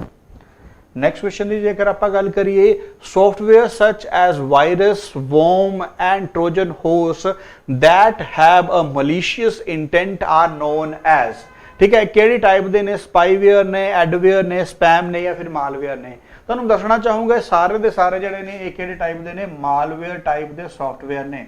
ਕਿਉਂਕਿ ਸਪੈਮ ਤੁਹਾਨੂੰ ਪਤਾ ਹੈ ਅਨਸੋਲੋਕੇਟਡ ਹੁੰਦਾ ਹੈ, ਐਡਵੇਅਰ ਜਿਹੜਾ ਹੁੰਦਾ ਤੁਹਾਡੇ ਕੋਲ ਐਡਵਰਟਾਈਜ਼ਮੈਂਟ ਦਾ ਹੁੰਦਾ ਹੈ, ਸਪਾਈਵੇਅਰ ਜਿਹੜਾ ਹੁੰਦਾ ਜਾਸੂਸੀ ਵਰਡ ਦੇ ਕੰਮ ਕਰਨ ਲਈ ਹੁੰਦਾ ਹੈ, ਤੇ ਟ੍ਰੋਜਨ ਹੋਰਸ ਹੋ ਗਿਆ, ਵੋਮ ਹੋ ਗਏ, ਸਾਰੇ ਮਲਿਸ਼ੀਅਸ ਇੰਟੈਂਟ ਜਿਹੜੇ ਹੁੰਦੇ ਨੇ ਇਹ ਹੁੰਦੇ ਨੇ ਮਾਲਵੇਅਰ ਟਾਈਪ ਦੇ ਵਾਇਰਸਿਸ। ਠੀਕ ਹੈ, ਚਲੇ ਗਾਇਜ਼ ਨੈਕਸਟ ਕੁਐਸਚਨ ਆਪਾਂ ਦੇਖਦੇ ਨੇ in MS PowerPoint presentation slide show can be started from. ਜਿੱਦ ਵੀ ਤੁਸੀਂ ਹੁਣ ਜਿੱਦਾਂ ਮੈਂ ਇਹ PPT ਚਲਾਈ ਹੈਗੀ ਤਾਂ ਮੇਰੇ ਤੋਂ ਪੁੱਛ ਰਿਹਾ ਹੈਗਾ ਕਿ ਮੈਂ ਇਸ ਨੂੰ ਕਿਸ ਪਲੇਸ ਤੇ ਸਟਾਰਟ ਕਰ ਸਕਦਾ, ਪਹਿਲੇ ਪੇਜ ਤੋਂ ਜਾਂ ਫਿਰ ਵਿੱਚ ਤੋਂ ਜਾਂ ਫਿਰ ਐਂਡ ਤੋਂ। ਤਾਂ ਇਸ ਕੁਐਸਚਨ ਦਾ ਆਨਸਰ ਕੀ ਹੋਏਗਾ, ਤੁਹਾਡੇ ਕੋਲ ਬਿਗਨਿੰਗ ਤੋਂ ਕਰ ਸਕਦੇ ਹੋ, ਕਰੰਟ ਸਲਾਈਡ ਤੇ ਕਰ ਸਕਦੇ ਹੋ, ਬੋਥ A ਐਂਡ B ਜਾਂ ਫਿਰ ਨਨ ਆਫ ਦਿਸ। ਤਾਂ ਤੁਸੀਂ ਆਪਣੀ ਜਿਹੜੀ ਸਲਾਈਡ ਸ਼ੋ ਕਿਸੇ ਵੀ ਪੇਜ ਤੇ ਜਿਹੜੀ ਹੈਗੀ ਹੈ ਸਟਾਰਟ ਕਰ ਸਕਦੇ ਹੋ। ਤਾਂ ਇਸ ਕਰਕੇ ਤੁਹਾਡੇ ਕੋਲ ਆਨਸਰ ਜਿਹੜਾ ਬਣੇਗਾ C ਆਪਸ਼ਨ ਬਣੇਗਾ। Both A and B are correct, ਕਿਉਂਕਿ ਆਪਾਂ ਕਿਸੇ ਵੀ ਚੀਜ਼ ਨੂੰ ਕਿਸੇ ਵੀ ਪਲੇਸ ਤੇ ਸਟਾਰਟ ਕਰ ਸਕਦੇ ਹਾਂ, ਖਾਸ ਕਰ MS ਪਾਵਰਪੁਆਇੰਟ 'ਚ ਕਿਸੇ ਵੀ ਸਲਾਈਡ ਨੂੰ ਮੈਂ ਸਟਾਰਟ ਕਰ ਸਕਦਾ। ਠੀਕ ਹੈ, ਨੈਕਸਟ ਆਪਾਂ ਗੱਲ ਕਰੀਏ the standard protocol of the internet. ਤਾਂ ਹੁਣ ਜਿਹੜਾ ਸਟੈਂਡਰਡ ਪ੍ਰੋਟੋਕੋਲ ਹੁੰਦਾ ਤੁਹਾਨੂੰ ਪਤਾ ਹੋਣਾ ਚਾਹੀਦਾ ਕਿ ਸਟੈਂਡਰਡ ਪ੍ਰੋਟੋਕੋਲ ਕੀ ਹੁੰਦਾ ਹੈ। ਸਟੈਂਡਰਡ ਪ੍ਰੋਟੋਕੋਲ ਹੈ TCP/IP, ਜਾਵਾ, HTML ਜਾਂ ਫਲੈਸ਼। ਫਲੈਸ਼ ਤੇ ਤੁਹਾਡੇ ਕੋਲ ਆਨਸਰ ਕਦੀ ਨਹੀਂ ਬਣੇਗਾ। ਹਾਈਪਰਟੈਕਸਟ ਮਾਰਕਅਪ ਲੈਂਗੁਏਜ ਆਨਸਰ ਨਹੀਂ ਬਣੇਗਾ। ਜਾਵਾ ਪ੍ਰੋਗਰਾਮਿੰਗ ਲੈਂਗੁਏਜ ਹੈਗੀ ਹੈ, ਇਹ ਵੀ ਲੈਂਗੁਏਜ ਹੈਗੀ। ਤਾਂ ਆਨਸਰ ਬਣੇਗਾ TCP/IP। TCP/IP stand for transmission control protocol internet protocol. TCP ਦਾ ਫੁੱਲ ਫਾਰਮ ਕੀ ਹੁੰਦਾ, transmission control protocol internet protocol. ਤਾਂ ਆਨਸਰ ਕੀ ਬਣੇਗਾ, ਇਹ ਆਪਸ਼ਨ ਤੁਹਾਡਾ ਆਨਸਰ ਬਣੇਗਾ। ਹੋਪਫੁਲੀ ਤੁਹਾਨੂੰ ਗੱਲ ਸਾਰਿਆਂ ਨੂੰ ਕਲੀਅਰ ਹੈ। ਠੀਕ ਹੈ, ਨੈਕਸਟ ਆਪਾਂ ਗੱਲ ਕਰਦੇ ਨੇ the home page of a website. ਤਾਂ ਤੁਹਾਨੂੰ ਪਤਾ ਹੋਣਾ ਚਾਹੀਦਾ ਕਿ ਹੋਮ ਪੇਜ ਜਿਹੜਾ ਹੁੰਦਾ ਉਹਨੂੰ ਆਪਾਂ ਕੀ ਕਹਿੰਦੇ ਨੇ, ਦਾ ਲਾਰਜੈਸਟ ਪੇਜ, ਦਾ ਲਾਸਟ ਪੇਜ, ਦਾ ਫਰਸਟ ਪੇਜ, ਦਾ ਮੋਸਟ ਕਲਰਫੁਲ ਪੇਜ। ਤਾਂ ਹੋਮ ਪੇਜ ਜਿਹੜਾ ਹੁੰਦਾ ਸਾਡੇ ਕੋਲ ਕੀ ਹੁੰਦਾ, ਕਿਸੇ ਵੀ ਵੈਬਸਾਈਟ ਦਾ ਪਹਿਲਾ ਪੇਜ ਜਿਹੜਾ ਹੁੰਦਾ ਉਹਨੂੰ ਆਪਾਂ ਕੀ ਕਹਿੰਦੇ ਨੇ, ਹੋਮ ਪੇਜ ਕਹਿੰਦੇ ਨੇ। ਆਪਾਂ ਕੀ ਕਹਿੰਦੇ ਨੇ, ਹੋਮ ਪੇਜ ਉਹਨੂੰ ਕਹਿੰਦੇ ਨੇ। ਠੀਕ ਹੈ, ਆਨਸਰ ਕੀ ਬਣੇਗਾ, C option. First page of a website is known as home page. Next ਆਪਾਂ ਗੱਲ ਕਰੀਏ in a cyber law terminology DOS means DOS ਦਾ ਮੀਨਿੰਗ ਕੀ ਹੁੰਦਾ। ਦੇਖੋ ਤੁਹਾਡੇ ਕੋਲ ਤੁਹਾਨੂੰ ਪਤਾ ਹੈ ਕਿ ਇਸ ਵਾਰੀ ਜਿਹੜਾ ਸਿਲੇਬਸ ਹੈਗਾ ਚੇਂਜ ਹੋਇਆ, ਤਾਂ DOS ਦਾ ਮੀਨਿੰਗ ਤੁਹਾਨੂੰ ਪਤਾ ਹੋਣਾ ਚਾਹੀਦਾ ਕਿ denial of services, disk operating system, ਤੁਹਾਡੇ ਕੋਲ ਡਿਸਟੈਂਟ ਆਪਰੇਟਿੰਗ ਸਰਵਿਸਿਜ਼ ਜਾਂ ਨਨ ਆਫ ਦਿਸ। ਤਾਂ ਮੈਜੋਰਿਟੀ ਆਫ ਸਟੂਡੈਂਟ DOS ਦਾ ਜਿਹੜਾ ਆਨਸਰ ਹੈ ਡਿਸਕ ਆਪਰੇਟਿੰਗ ਸਿਸਟਮ ਕਰ ਸਕਦੇ ਨੇ, ਪਰ ਉਹ DOS ਹੁੰਦਾ, ਇਹ DOS ਹੈਗਾ। ਨੋ ਡਾਊਟ DOS ਤੇ DOS ਸਪੈਲਿੰਗ ਦੋਨੋਂ ਦੇ ਸੇਮ ਨੇ, ਤਾਂ ਡਿਸਕ ਆਪਰੇਟਿੰਗ ਸਿਸਟਮ ਆਨਸਰ ਨਹੀਂ ਬਣੇਗਾ ਕਿਉਂਕਿ ਸਾਈਬਰ ਲੋ ਦੀ ਗੱਲ ਹੋ ਰਹੀ ਹੈ, ਠੀਕ ਹੈ। ਇਸ ਕਰਕੇ ਡਿਸਟੈਂਟ ਆਪਰੇਟਿੰਗ ਸਿਸਟਮ ਨਾ, ਇਹਦਾ ਆਨਸਰ ਬਣੇਗਾ A option Daniel of services. ਇਹਦਾ ਮਤਲਬ ਕੀ ਹੁੰਦਾ ਡੈਨੀਅਲ ਆਫ ਸਰਵਿਸਿਜ਼ ਦਾ, ਤੁਹਾਨੂੰ ਦੱਸਣਾ ਚਾਹੂੰਗਾ। ਇਸ ਗੱਲ ਦਾ ਮਤਲਬ ਹੁੰਦਾ ਕਿ ਤੁਹਾਡੇ ਸਿਸਟਮ ਨੂੰ ਆਪਾਂ ਕੀ ਕਰਨਾ, ਸ਼ਟ ਡਾਊਨ ਕਰਨਾ, ਤਾਂ ਕਿ ਕੋਈ ਅਨਵਾਂਟਡ ਬੰਦਾ ਜਿਹੜਾ ਹੈਗਾ ਤੁਹਾਡੇ ਸਿਸਟਮ ਤੇ ਹੈਕ ਨਾ ਕਰ ਪਾਏ, ਠੀਕ ਹੈ। ਅਨਵਾਂਟਡ ਬੰਦਾ ਜਿਹੜਾ ਹੈਗਾ ਤੁਹਾਡੇ ਸਿਸਟਮ ਤੇ ਹੈਕ ਨਾ ਕਰ ਪਾਏ, ਤਾਂ ਆਨਸਰ ਕੀ ਬਣੇਗਾ A ਆਪਸ਼ਨ। ਇਸ ਕਰਕੇ ਤੁਸੀਂ ਯਾਦ ਰੱਖਣਾ, ਇਹ ਪੇਪਰ ਲਈ ਇੰਪੋਰਟੈਂਟ ਕੁਐਸਚਨ ਬਣੂਗਾ, ਠੀਕ ਹੈ। ਨੈਕਸਟ ਕੁਐਸਚਨ ਆਪਾਂ ਦੇਖਦੇ ਹੁਣ URL। ਤਾਂ URL ਪਹਿਲੇ ਤੁਸੀਂ ਮੇਰੇ ਨਾਲ ਪੜਿਆ, ਹਾਂਜੀ ਤੁਹਾਨੂੰ ਮੈਂ ਪਿੱਛੇ ਵੀ ਦੱਸ ਕੇ ਆਇਆ ਕਿ URL ਦਾ ਕੀ ਹੁੰਦਾ ਹੈ। URL ਦਾ ਹੁਣ ਤੁਹਾਡੇ ਕੋਲ ਫੁੱਲ ਫਾਰਮ ਪੁੱਛਿਆ ਗਿਆ ਹੈਗਾ ਕਿ URL ਸਟੈਂਡ ਫॉर, ਤਾਂ URL ਦਾ ਫੁੱਲ ਫਾਰਮ ਕੀ ਹੁੰਦਾ ਹੈ, ਡਿਸਕ ਆਪਰੇਟਿੰਗ ਸਿਸਟਮ। URL ਦਾ ਫੁੱਲ ਫਾਰਮ ਹੁੰਦਾ ਹੈ uniform resource locator. Uniform resource locator, ਮੇਰੇ ਮਾਈਂਡ 'ਚ DOS ਰਹਿ ਗਿਆ ਸੀਗਾ ਪਿਛਲੇ ਕੁਐਸਚਨ ਦਾ, ਪਰ ਮੈਂ ਤੁਹਾਨੂੰ ਦੱਸਤਾ URL stand for uniform resource locator, ठीक है। Uniform read locator, uniform resource locator, याद रखना गाइज, रिसोर्स वर्ड आऊगा, ठीक है। यूनिफॉर्म रिसोर्स लोकेटर वर्ड आऊगा, आंसर की बनेगा B फॉर बॉम्बे। चलिए गाइज नेक्स्ट क्वेश्चन की आपां गल करते हैं, which of the following is used by the browser to connect the location of the internet resources। ਤਾਂ ਇਹਨਾਂ ਵਿੱਚ ਕਿਹੜਾ ਜਿਹੜਾ ਹੈਗਾ ਕਨੈਕਟ ਕਰਨ ਦਾ ਕੰਮ ਕਰਦਾ ਹੈਗਾ, ਲਿੰਕਰ ਹੈਗਾ, ਪ੍ਰੋਟੋਕੋਲ ਹੈਗਾ, ਕੇਬਲ ਹੈਗਾ, URL ਹੈਗਾ। ਹੁਣ ਥੋੜਾ ਜਿਹਾ ਜੇਕਰ ਤੁਸੀਂ ਅਟੈਂਸ਼ਨ ਪੇ ਕਰੋਗੇ ਤਾਂ ਤੁਹਾਨੂੰ ਇਹਦਾ ਪਤਾ ਚੱਲ ਜਾਣਾ ਹੈਗਾ ਕਿ ਲਿੰਕਰ ਜਿਹੜਾ ਹੁੰਦਾ ਲਿੰਕ ਕਰਨ ਦਾ ਕੰਮ ਕਰਦਾ ਹੁੰਦਾ ਇੰਟਰਨਲ ਪਾਰਟ ਨੂੰ, ਪ੍ਰੋਟੋਕੋਲ ਹੁੰਦਾ ਸੈਟ ਆਫ ਰੂਲ, ਕੇਬਲ ਦਾ ਮਤਲਬ ਹੋਗਾ ਡੇਟਾ ਪ੍ਰੋਵਾਈਡ ਕਰਨਾ।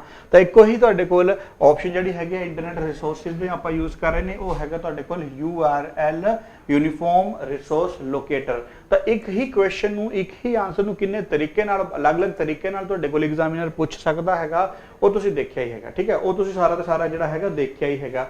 ਤਾਂ ਇੱਕ ਹੀ ਚੀਜ਼ ਨੂੰ ਕਿੰਨੇ ਵੀ ਤਰੀਕੇ ਨਾਲ ਤੁਹਾਡੇ ਕੋਲ ਜਿਹੜਾ ਹੈਗਾ ਪੁੱਛ ਸਕਦਾ। ਹੋਪਫੁਲੀ ਤੁਹਾਨੂੰ ਗੱਲ ਕਲੀਅਰ ਹੈ। ਨੈਕਸਟ ਆਪਾਂ ਗੱਲ ਕਰੀਏ ਤੁਹਾਡੇ ਕੋਲ ਜਿਹੜਾ ਹੈਗਾ what does DC subscriber indicate। ਇਹ ਜਿਹੜਾ ਹੈਗਾ ਤੁਹਾਡੇ ਕੋਲ ਵਾਇਰਲੈਸ ਟੈਕਨੋਲੋਜੀ ਦਾ ਕੁਐਸਚਨ ਹੈਗਾ, ਠੀਕ ਹੈ, ਕਿ DC subscriber indicator ਜਿਹੜਾ ਹੈਗਾ ਤੁਹਾਡੇ ਕੋਲ ਕੀ ਕਰਦਾ, ਤਾਂ identity of cell, antenna configuration, centre of OFDM या चैनल या फिर फॉर्मेट ऑफ DC। अच्छा, इस क्वेश्चन का जो आंसर बनूगा वो C बनूगा। क्यों? सेंटर ऑफ OFDM चैनल ਜਿਹੜਾ ਤੁਹਾਡੇ ਕੋਲ DC ਹੁੰਦਾ ਨਾ, DC ਸਬਸਕ੍ਰਾਈਬਰ ਹੁੰਦਾ ਤੁਹਾਡੇ ਕੋਲ ਇਕੁਅਲ ਹੁੰਦਾ ਹੈ ਫ੍ਰੀਕੁਐਂਸੀ ਦੇ, ਠੀਕ ਹੈ। DC ਸਬਸਕ੍ਰਾਈਬਰ ਜਿਹੜਾ ਹੁੰਦਾ ਤੁਹਾਡੇ ਕੋਲ ਇਕੁਅਲ ਹੁੰਦਾ ਫ੍ਰੀਕੁਐਂਸੀ ਦੇ, ਤਾਂ ਇਸ ਕਰਕੇ ਆਨਸਰ ਤੁਹਾਡਾ ਬਣੇਗਾ OFDMA ਜਿਹੜਾ ਹੈਗਾ ਤੁਹਾਡੇ ਕੋਲ ਇਕੁਅਲ ਹੀ ਚੀਜ਼ਾਂ ਹੋਣਗੀਆਂ, ਠੀਕ ਹੈ। OFDM ਜਿਹੜਾ ਹੈਗਾ ਜਾਂ OFDMA ਜਿਹੜਾ ਹੋਏਗਾ ਉਹਦੇ ਇਕੁਅਲ ਜਿਹੜਾ ਹੈਗਾ ਤੁਹਾਡੇ ਕੋਲ ਕੰਮ ਕਰਦਾ, ਤਾਂ ਇਸ ਕਰਕੇ ਆਨਸਰ ਕੀ ਬਣੇਗਾ ਤੁਹਾਡੇ ਕੋਲ C ਆਪਸ਼ਨ। ਇਸ ਚੀਜ਼ ਨੂੰ ਹੋਰ ਬਰੀਫ ਜਾਣਨ ਲਈ ਤੁਸੀਂ ਸਾਡਾ ਜਿਹੜਾ ਹੈਗਾ ਕੰਪਲੀਟ ਕੋਰਸ ਬਣਿਆ ਹੈਗਾ, ਤੁਸੀਂ ਉੱਥੇ ਪਰਚੇਜ਼ ਕਰ ਸਕਦੇ ਹੋ, ਜਿੱਥੇ ਕਿ ਤੁਹਾਡੇ ਕੋਲ ਇਹਦੀ ਕੰਪਲੀਟ ਜਾਣਕਾਰੀ ਹੈਗੀ ਹੈ। OFDMA ਹੈਗਾ ਕੀ, OFDMA ਕੀ ਹੈਗਾ, ਇਹ ਕਿਹਦਾ ਕੰਮ ਕਰਦਾ ਹੈਗਾ, ਤਾਂ ਤੁਸੀਂ ਇਸ ਦੀ ਵੱਧ ਜਾਣਕਾਰੀ ਲਈ ਸਾਡੇ ਕੋਰਸ ਜਿਹੜਾ ਹੈਗਾ ਪਰਚੇਜ਼ ਕਰ ਸਕਦੇ ਹੋ। ਤਾਂ ਉਮੀਦ ਕਰਦਾ ਕਿ ਤੁਹਾਨੂੰ ਇਹ ਜਿਹੜੇ ਕੁਐਸਚਨ ਨੇ ਸਾਰੇ ਦੇ ਸਾਰੇ ਕਲੀਅਰ ਹੋਏ ਹੋਣੇ ਨੇ। ਤਾਂ ਉਰੇ ਦਾ ਜਿਹੜਾ ਹੈਗਾ ਉਹ ਆਪਾਂ ਅੱਜ ਦਾ ਸੈਸ਼ਨ ਐਂਡ ਕਰ ਦਿੰਦੇ ਹਾਂ। Thank you guys.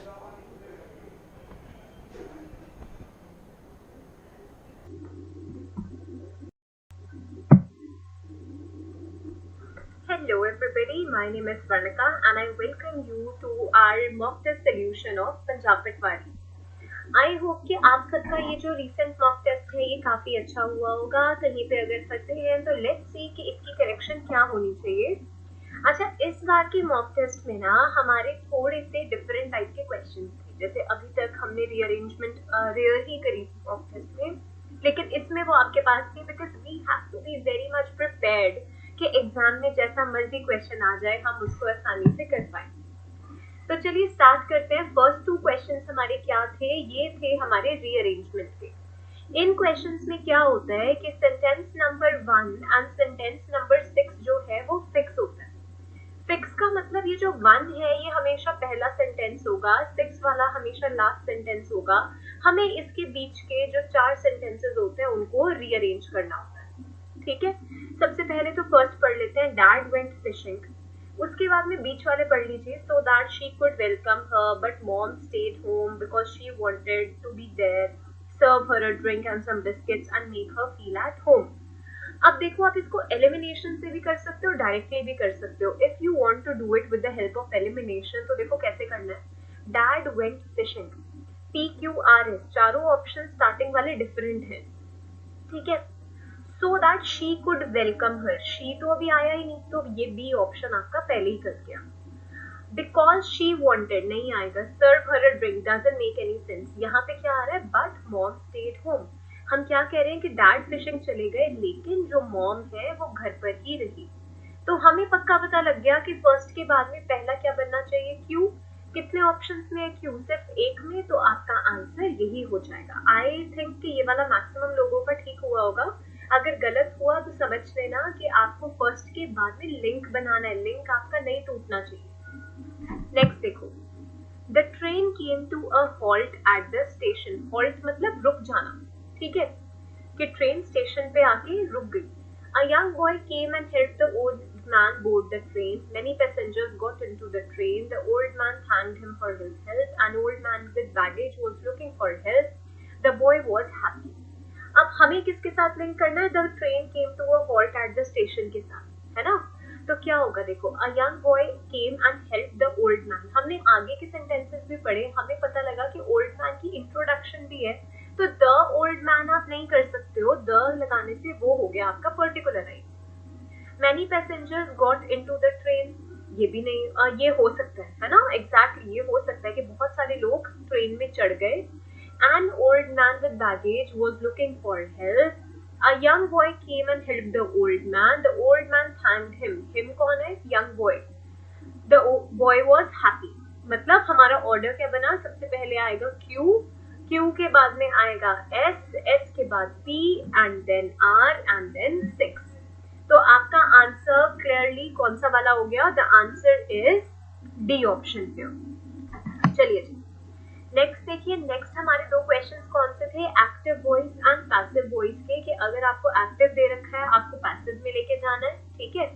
Change the voice का देखो कमाल यही है कि अगर एक्टिव में होगा तो you have to move to passive, और अगर बाई चांस आपका पैसिव में लिखा होगा तो आपको जाना होगा एक्टिव में. मतलब सबसे पहले हमें यही लोकेट करना है कि गिवन सेंटेंस एक्टिव का है या पैसिव का.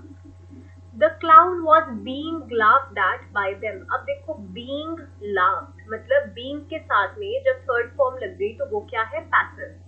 अब आपको क्या करना है, पैसिव टू एक्टिव मूव करना है. पैसिव टू एक्टिव मूव करने के लिए देखो बाय के बाद जो चीज है स्टेप बाय स्टेप देखो, देम को मैं पहले उठा कर ले आऊं, दे बन गया.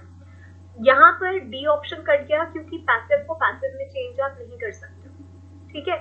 दे के साथ में क्या आएगा, वॉज है ना, तो वॉज के साथ में मतलब वॉज या वर ही आएगा, तो सी ऑप्शन भी कट गया. यहाँ पे सीधी सेकंड फॉर्म है, क्या आएगा, दे वर लाफिंग. दोनों में यही है.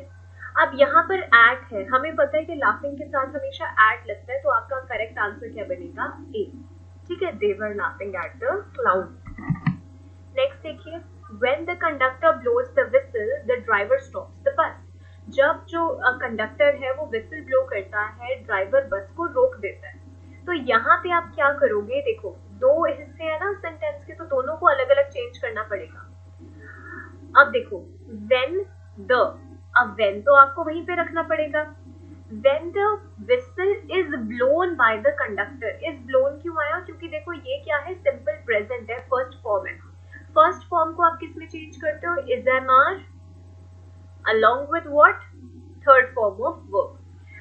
कंडक्टर ब्लोज द विसल, क्या बन जाएगा, whistle is blown by the conductor. The bus is stopped. The bus is stopped हमने क्यों किया, क्योंकि सेकंड वाला भी क्या है, फर्स्ट फॉर्म ऑफ वर्ब. अब देखो अगर मैं इसकी बात करूं, ठीक है, when the conductor blows the whistle, ये तो कट गया, क्यों, क्योंकि एक्टिव को एक्टिव में नहीं रखोगे, है ना. अच्छा ए भी कट गया. अब क्वेश्चन बचता है बी में और डी में. बी क्या है, when the whistle is blown by the conductor the bus is stopped. अगले में लिखा है the bus is stopped by the driver. तो आप ना गाइस इसमें मार्क क्या करेंगे, करेक्ट आंसर अपना बी, ठीक है. बी क्यों मैंने मार्क किया, by the driver क्यों नहीं लिखा, क्योंकि बस ड्राइवर चलाएगा वो चीज ऑब्वियस है। तो जब भी आपका जो सब्जेक्ट है वो ऑब्वियस होता है ना कि यार यही इंसान काम करेगा, आप उस केस में बाय लिखना अवॉइड कर देते हो। The bus is stopped. अब मुझे पता है मैं तो बस चलाऊंगी नहीं, आप पैसेंजर हो, आप भी नहीं बस चलाओगे, बस कौन चलाएगा? बस का ड्राइवर। अगर बस का ड्राइवर चलाएगा तो उसको लिखने की जरूरत नहीं है, दैट इज ऑब्वियस। ठीक है जी। नेक्स्ट देखो, नेक्स्ट क्या था हमारा? Error detection. Neither the master nor the servant are responsible for this sad event, कि ना ही मास्टर ना सर्वेंट इस sad event के लिए रिस्पॉन्सिबल है। अब देखो यहाँ पर ना ऑप्शन में, sorry this is neither, okay, यहाँ पर क्या है? Neither the master nor the servant are. You have to remember guys very carefully कि यहाँ पे क्या आएगा? Nor the servant is. ठीक है, यहाँ पे इज आएगा। क्यों इज आएगा? इसको हम कहते हैं rule of proximity. Rule of proximity क्या कहता है कि जब सेंटेंस में और या नॉर होता है तो उस केस में क्या किया जाता है, जो आपका पास वाला सब्जेक्ट है उसको देख के वर्ब लगाते हैं। वर्ब के पास में क्या है? सर्वेंट। सर्वेंट तो एक है, तो एक सर्वेंट के साथ में इज आना चाहिए। तो your error lies in B portion. Next देखो, नेक्स्ट क्या आ गई हमारे पास में? कॉम्प्रीहेंशन। ठीक है, let's read the comprehension first and then discuss it. Ratnakar once visited the court of king Shivdas. अब रत्नाकर एक पर्सन था, वो शिवदास किंग के कोर्ट में गया। Though Ratnakar was very proud, he was accepted. It was accepted that he was a great scholar. अब रत्नाकर जो था वो बहुत ज्यादा प्राउड था, है ना, प्राउड किस्म का इंसान था वो, लेकिन ये चीज सब मानते थे कि वो भाई बहुत बड़ा ज्ञानी है, विद्वान है, वो स्कॉलर है। उसके फॉलोअर्स क्या क्लेम करते थे कि कोई टास्क नहीं है अर्थ पे जो उसके लिए इम्पॉसिबल हो, क्योंकि उसने अपनी स्टडीज से इतनी ज्यादा नॉलेज पा ली है। अब किंग को बुरा लगा कि भाई, उसको तो लगा कि उसके जो वहां पर किंगडम में स्कॉलर्स थे वो तो रत्नाकर का मैच ही नहीं है। अब क्या हुआ वहां पर ना किंग शिवदास के कोर्ट में क्या होता था? भास्कर नाम का एक इंसान होता था। उसने कहा, sir if nothing is impossible for you, can you eat a banana and its shadow. वो कहते हैं कि अगर तुम्हारे लिए कुछ चीज इम्पॉसिबल ही नहीं है, क्या तुम बनाना और उसकी शैडो दोनों खा सकते हो? रत्नाकर ने कहा, what nonsense do you speak, क्या तुम बोल रहे हो? ऐसा तो हो ही नहीं सकता। Who can eat a banana and its shadow, are you mad? No sir, I can eat a banana and its shadow. अब भास्कर ने बहुत पोलाइटली बोला कि नहीं सर, मैं तो बनाना और उसकी शैडो खा सकता हूँ। अगर तो मैं जीत गया, ठीक है, if I succeed you must touch my feet. अगर मैं जीता ना तो तुम्हें मेरे पैर छूने पड़ेंगे। अब रत्नाकर भी मान गया कि चलो ठीक है, कौन ऐसे कर सकता है। अच्छा, अब डिसाइड क्या हुआ कि जो भास्कर है वो अगली सुबह छत पे ये एक्ट परफॉर्म करेगा। अगला जो दिन था वो बहुत ब्राइट था, है ना, किंग भी था, उसके कोर्टियर्स भी थे, रत्नाकर फॉलोअर्स सारे लोग छत पे इकट्ठे हो गए। भास्कर ने एक बनाना को पिक किया और ना उसने बोला कि अच्छा मुझे और मेरी शैडो को ना साथ साथ देखते रहो, ऑल्टरनेटिवली देखो। As everyone looked at him and his shadow, he began to eat a banana. His shadow looked like eating the banana's shadow. अब देखो ऑब्वियसली जब वो बनाना खाने लगा, ऐसा लगा कि उसकी शैडो जो है वो भी बनाना की शैडो खा रही है। उसने क्या बोला? See I eat the banana here and its shadow there. Courtiers सारे हंसने लग गए। Ratnakar did as decided earlier. क्या डिसाइड हुआ था कि वो उसके पैर छुएगा। उसके बाद में उसके फॉलोअर्स ने कभी भी इस चीज का बोस्ट नहीं किया। Now let's read the questions. What did Ratnakar do after Bhaskar's successful performance? He asked his followers not to boast about him. He ate a banana in his shadow. He touched the Bhaskar's feet. He joined the courtiers in their laughter. Answer क्या आएगा यहाँ पे? सी, क्योंकि यहाँ पे लिखा है कि उसने वही किया जो डिसाइड हुआ था। ठीक है, डिसाइड क्या हुआ था कि तुम मेरे पैर छूओगे। Next, the story proves that Bhaskar defeated Ratnakar. Ratnakar was never good. Bhaskar was impolite. The claim of Ratnakar's followers was right. यहाँ पे क्या आएगा? Bhaskar defeated Ratnakar. यही पता लग रहा है ना कि उसने उसको डिफीट कर दिया, उसको उसके पैर छूने पड़ गए। Ratnakar's followers used to claim that there was nothing impossible for them to perform. Ratnakar was capable of doing anything. He was very proud and a great scholar too. There was no match for Ratnakar in the king's court. अब देखो लोग क्या कहते थे कि रत्नाकर कुछ भी कर सकता है। क्या लिखा? There is no match for Ratnakar. उसके क्या क्लेम करते थे कि अर्थ के ऊपर कोई भी टास्क इम्पॉसिबल नहीं है, उसने बहुत ज्ञान पा लिया है। ठीक है, तो बी आंसर आएगा। Bhaskar asked Ratnakar whether he was capable of eating a banana. His follower's claim was right. He would touch Bhaskar's feet. There was a match for him in the king's court.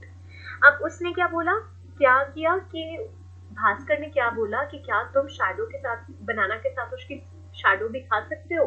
तो answer आएगा A, whether he was capable of eating a banana. Very clear answer. देखो story based comprehension का ये है, story ढंग से पढ़ो, दिमाग में एक इमेज बनाओ, सामने सामने आपके आंसर आ जाते हैं। Which of the following is not true in the context of passage? Bhaskar was the jester in the court of Shivdas, ये तो सही है। Bhaskar could perform the act successfully, ये भी सही है। Ratnakar was not able to accept Bhaskar's challenge. Shivdas knew that Bhaskar was the only match for Ratnakar. तो इसमें क्या आएगा? डी आएगा। ठीक है, क्योंकि यहाँ पे पैराग्राफ में कहीं बता नहीं रखा कि जो किंग शिवदास है उसको लगता था कि भास्कर ही उसका मैच है। यहाँ पे क्या बता रखा है कि किंग को बुरा लगा, क्योंकि उसको लगा कि भाई उसके तो किंगडम में, उसके स्कॉलर्स में से कोई मैच है ही नहीं। तो ये तो गलत हो गया ना कि भास्कर ही ओनली मैच है, तो answer is B. Now I think guys आपको क्लियर हो गया होगा। अभी भी कोई डाउट है, don't forget to ask me in the comment section. I will see you all in the next mock test. Till then goodbye and thank you for being with मी।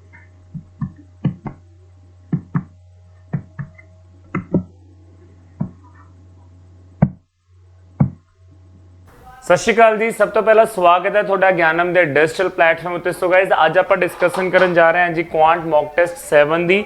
ਸੋ ਉਮੀਦ ਕਰਦਾ ਕਿ ਤੁਹਾਨੇ ਪਿਛਲੇ ਸਾਰੇ ਮੌਕ ਟੈਸਟ ਕੀਤੇ ਹੋਣਗੇ ਜੀ। So guys ਦੇਖਦੇ ਹਾਂ ਕਿ ਅੱਜ ਦੇ ਮੌਕ ਟੈਸਟ ਦਾ ਆਪਣਾ ਪਹਿਲਾ ਕੁਐਸਚਨ ਕੀ ਹੈ ਜੀ। The perimeter of the floor of a room is 18। ठीक है जी, किसी रूम का परिमाप आपको दिता है 18। What is the area of the wall of the room if the height of the room is 3। So guys ये हुण अपने कोल की है कि आपको एरिया पता होना चाहिए जी। ठीक है, किदा एरिया ऑफ वॉल का। सो गाइज एरिया ऑफ वॉल की होंगे जी, प्लीज ध्यान नाल देखियो। एरिया ऑफ वॉल की होंगे जी। Area of wall twice of L plus B, twice of L plus B into height. ठीक है जी, और आपां परिमाप ऑलरेडी कितना दे रखा 18, हाइट आपां कितनी दे रखी 3। इस मीन आंसर कितना आ गया जी अपना 54 मीटर स्क्वायर। ठीक है जी, केड़ा ऑप्शन आ जाऊगा जी सी। आपां की पता होना चाहिए सी जी एरिया ऑफ वॉल जो कि हुंदा twice of L plus B into height. आपां परिमाप दिता सी 18 इंटू 3 कितना आ गया जी 54। आई होप कि थोड़ा ये चीज़ क्लीयर है जी। नेक्स्ट क्वेश्चन कहते circle is inscribed in a square of side 35। ठीक है जी, कहता circle inscribed in a square. आ मान लो कोई स्क्वायर है जी। ठीक है जी, आ मान लो कि है जी कोई स्क्वायर है। ठीक है, एवें कोई सर्कल ना उहदे अंदर है जी, पूरा पूरा सर्कल है जी उहदे। ठीक है जी, आ कोई सर्कल उहदे अंदर है। ठीक है जी, प्लीज ध्यान नाल सुनियो ये। ठीक है, ये जिहड़ी चीज़ है ना, ये सर्कल इहदे पूरा अंदर है जी। ठीक है, तो मैनूं ये दसो जिहड़ी ये साइड है, जे सर्कल ये स्क्वायर है जी। ठीक है, जे ये साइड आपां 35 दे रखी है जी। जे साइड 35 है, अगर साइड 35 है तो डायमीटर भी की हो गया 35 हो गया, डायमीटर भी की हो गया 35 हो गया। बट जो रेडियस है, जे डायमीटर 35 हो गया पर जो रेडियस है जी, रेडियस है वो कितना हो जाएगा जी 35/2 हो जाएगा जी। कितना हो जाएगा जी 35/2। The area of the remaining portion of the square which is not enclosed by the circle. So guys जे मैं हुण गल करा, जे मैं गल करा उन्हें किहड़े एरिया की गल की, आ वाले दी किहड़े एरिया की गल की, आ वाला एरिया गल कर रहा हो, तो मैं की करूँगा गाइस स्क्वायर दे एरिए चों। ठीक है जी, मैं की करूँगा जे मैं गल करा जी स्क्वायर दे एरिए चों, मैं एरिया ऑफ स्क्वायर। ठीक है जी, एरिया ऑफ स्क्वायर। ठीक है जी, area of square minus area of circle. ठीक है जी, मैं की कर दूंगा जी माइनस कर दूंगा। एरिया ऑफ सर्कल की कर दूंगा जी मैं माइनस कर दूंगा। सो गाइज अपने को साइड 35 है तो 35 का स्क्वायर कितना आ गया 1225। 1225 की दा एरिया आ गया जी स्क्वायर का। सो 1225 की दा एरिया आ गया जी स्क्वायर का। जे आप गल करिए कि सर्कल का पाई आर स्क्वायर, पाई की वैल्यू उरे डायरैक्ट ही पुट कर लेने जी आप 22/7 35/2। ठीक है जी, 35/2 इंटू 35/2। क्लीयर है जी ये चीज़। ये कट ली, उरे 5 आ गया, ठीक है जी, उरे कट के कितना आ गया 11 आ गया। जो तुसीं इहनूं सॉल्व करोगे, जो तुसीं इहनूं सॉल्व करोगे तो तुहाडे कोल कितना आ जाऊगा जी 962.5। क्लीयर है जी ये चीज़। उरे कितना है जी 1225। बट उन्हें की पूछा है कि एरिया, उन्हें की पूछा remaining portion of the square which is not enclosed by the circle. तो जो मैं इन्हों माइनस करूंगा तो कितना आ जाऊगा जी 262.5 यूनिट्स चेक कर लेने जी आप कितना जी सेंटीमीटर स्क्वायर की आ जाऊगा जी सेंटीमीटर स्क्वायर। उम्मीद करदा कि क्लीयर है जी। थोड़ा जिहा इदां बना लियो कि ये एक स्क्वायर है जी, ठीक है जी, क्लीयर है जी। उम्मीद करदा कि क्लीयर है जी थोनू। नैक्सट क्वेश्चन चलते हैं जी आप। The area of the largest triangle that can be inscribed in a semi circle. So guys आ एक सैमी सर्कल है जी, ठीक है, प्लीज ध्यान नाल देखियो, ठीक है, this is the semi circle, ठीक है जी, okay, this is the largest triangle and देखो सेंटर तो जो मैं सर्कल नू टच करूंगा वो एज आ एल्टीट्यूड भी काम करूगा तो की हो गया रेडियस हो गया जी। क्लीयर है जी ये चीज़। हुण मैनूं एक गल दसो, सैमी सर्कल का रेडियस जे आर है तो आर है तो पूरी लेंथ कितनी हो जूगी जी 2r। पूरी लेंथ कितनी हो जूगी जी 2r। जे मैं ट्राइंगल का नाम दवा ए, ठीक है, B and this is C, उरे आप मान लो कुछ भी लिख लें डी, ठीक है जी ये चीज़। So guys area of triangle की हो जूगा, area of triangle, area of triangle की हो जूगा जी हाफ बेस मेरा की हो गया जी A B, half base into height मेरी की होगी जी सी डी। सो गाइस जे मैं गल करा हाफ बेस मेरा की हो गया जी 2r, ठीक है जी, इनटू आर, आर नाल 2 नाल 2 कट गया, आर नाल आर मल्टीप्लाई हो जाऊगा तो की हो जाऊगा R square. So guys R square की आ गया सेंटीमीटर स्क्वायर, तो मेरा ऑप्शन की आ गया जी बी आ गया। आई होप गाइस ਤੁਹਾਨੂੰ क्लियर है जी। नैक्सट क्वेश्चन करते हैं जी आप। The area of the circle whose radius is 6 is trisected by 2 concentric circle।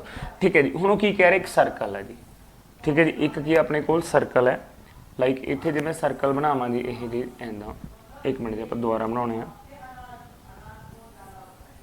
लो जी, ठीक, ओहो इधरों दोबारा बनाना है जी, लाइक है एवें जी, क्लीयर है जी, ठीक है। कॉन्सेंट्रिक का मतलब हुंदा जी कि एक सर्कल के अंदर दो सर्कल, ठीक है जी, एक सर्कल के अंदर की ने जी दो सर्कल ने। एक चीज़ होर याद रखनी है, ट्राईसैक्टेड का मतलब की हुंदा जी, ट्राईसैक्टेड का मतलब की हुंदा कि उन्हां दा इक्वल पार्ट्स दे विच डिवाइड करना, इक्वल पार्ट्स दे विच की करना जी, लो जी, लो जी, क्लीयर है जी ये चीज़। ਹੁਣ क्वेश्चन पढ़ो मेरे नाल की है जी। क्वेश्चन च आप देखते हैं की कह रहा है, the area of the circle whose radius is 6 centimetre is trisected by 2 concentric circle, the radius of the smaller circle is. Area of the circle जेड़ा रेडियस है जी, आप पहला करिए एरिया ऑफ द सर्कल कढ़िए जी आप, ठीक है, आप सिर्फ ही करते हैं एरिया ऑफ सर्कल कढ़ते हैं जी। ਜਿਹੜਾ ਏਰੀਆ ਉਹ ਕੀ ਹੁੰਦਾ ਜੀ ਪਾਈ ਆਰ ਸਕੁਆਇਰ ਹੈ ਜੀ। ਜੇ ਆਪਣੇ ਕੋਲ ਰੇਡੀਅਸ ਦੀ ਗੱਲ ਕਰੀਏ 6 ਹੈ ਤਾਂ ਮੈਂ 6 ਦਾ ਸਕੁਆਇਰ ਕਰੂੰਗਾ ਕਿੰਨਾ ਹੋ ਜਾਊਗਾ ਜੀ 36 ਪਾਈ। 36 ਪਾਈ ਮੇਰੇ ਕੋਲ ਏਰੀਆ ਹੋ ਗਿਆ, 36 ਪਾਈ ਮੇਰੇ ਕੋਲ ਕੀ ਹੋ ਗਿਆ ਜੀ ਟੋਟਲ ਏਰੀਆ ਹੋ ਗਿਆ, 36 ਪਾਈ ਮੇਰੇ ਕੋਲ ਕੀ ਹੋ ਗਿਆ ਟੋਟਲ ਏਰੀਆ ਹੋ ਗਿਆ, ਬਿਕੋਜ਼ ਰੇਡੀਅਸ ਆਪਣੇ ਕੋਲ ਹੈ ਜੀ 6 ਹੈ, ਠੀਕ ਹੈ ਜੀ। ਜੇ ਮੈਂ ਅੱਗੇ ਗੱਲ ਕਰਾਂ ਉਹਨੇ ਕੀ ਲਿਖਿਆ ਜੀ ਇਜ਼ ਟ੍ਰਾਈਸੈਕਟਡ ਬਾय 2 ਕਨਸੈਂਟਰਿਕ ਸਰਕल्स। आ ने जी वो 2 कंसैंट्रिक सर्कल्स, ठीक है जी ये चीज़, लाइक आ देखो, क्लीयर है जी ये चीज़। हुण जे मैं गल करा कि what do you mean by trisected, trisected मतलब की हुंदा divide into 3 equal parts. Trisected दा मतलब की हुंदा जी, ट्राईसैक्टेड दा मतलब की हुंदा जी डिवाइड, ठीक है जी, divide into 3 equal parts, 3 equal part. जे मैं गल करा 36 पाई है तो 36 पाई नूं जे मैं 3 हिस्सों च वंडूंगा तो ईच नूं कितना आ जाऊगा जी 12 पाई 12 पाई 12 पाई। प्लीज़ इस चीज़ नूं ध्यान नाल देखो, 36 पाई अपने कोल टोटल है, जे मैं इनू 3 नाल डिवाइड करूंगा तो कितना आ जाऊगा जी 12 पाई 12 पाई 12 पाई। जे मैं तुसीं कहूँ इत्थे लिख देना area of each part, area of each part कितना आ जाऊगा जी 12 पाई। एरिया ऑफ की आ जाऊगा जी 12 पाई आ जाऊगा, क्लीयर है जी ये चीज़, कितना आ जाऊगा जी 12 पाई, क्लियर है जी। एरिया ऑफ ईच पार्ट कितना आ जाऊगा 12 पाई, ठीक है जी ये चीज। सो उन्हें पूछा था radius of the smallest circle, तो मैं की बोलूंगा pi R square is equal to 12 pi, ठीक है जी। पाई नाल पाई कट गया, आर दी वैल्यू की आ जाऊगी जी 2√3, r ਦੀ वैल्यू की आ जाएगी 2√3 सेंटीमीटर। क्लियर है जी, सेंटीमीटर ऑप्शन की आ जाऊगा जी, ए आ जाऊगा। सो गाइस जी ध्यान नाल देखो, ठीक है, जे मैं गल करा आह 3 रेडियस होंगे जी लाइक दिस, ठीक है, एक आ हो गया, एक ए वाला हो गया। क्लियर है जी, 36 पाई सी, 12 पाई 12 पाई 12 पाई। क्लियर है जी ये चीज।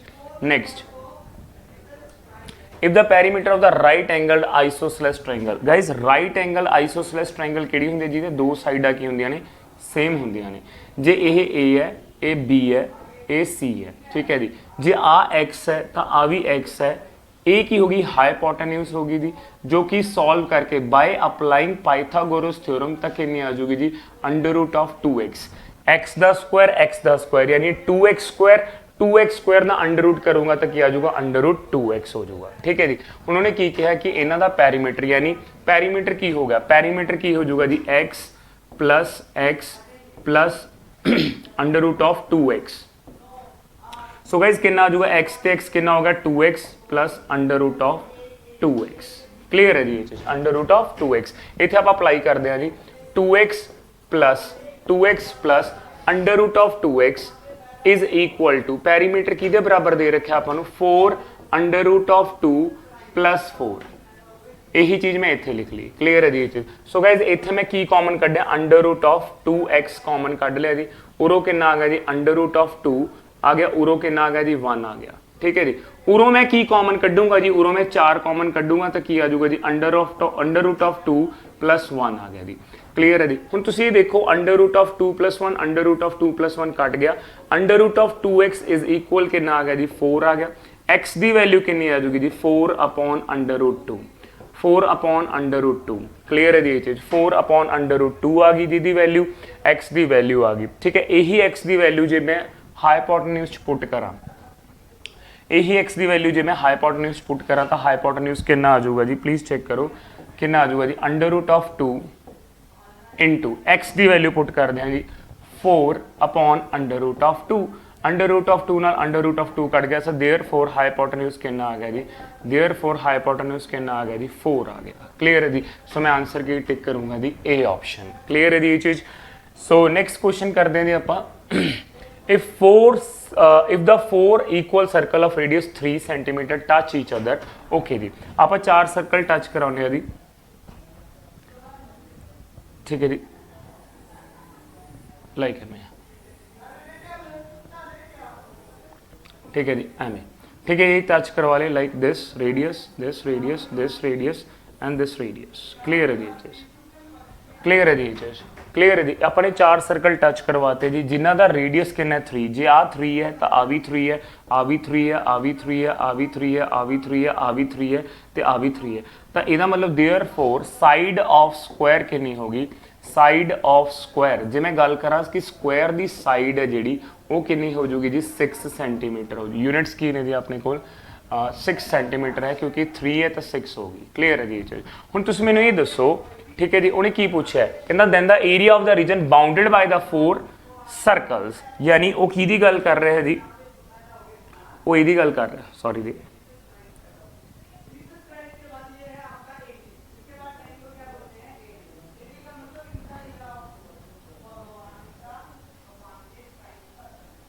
चलो जी।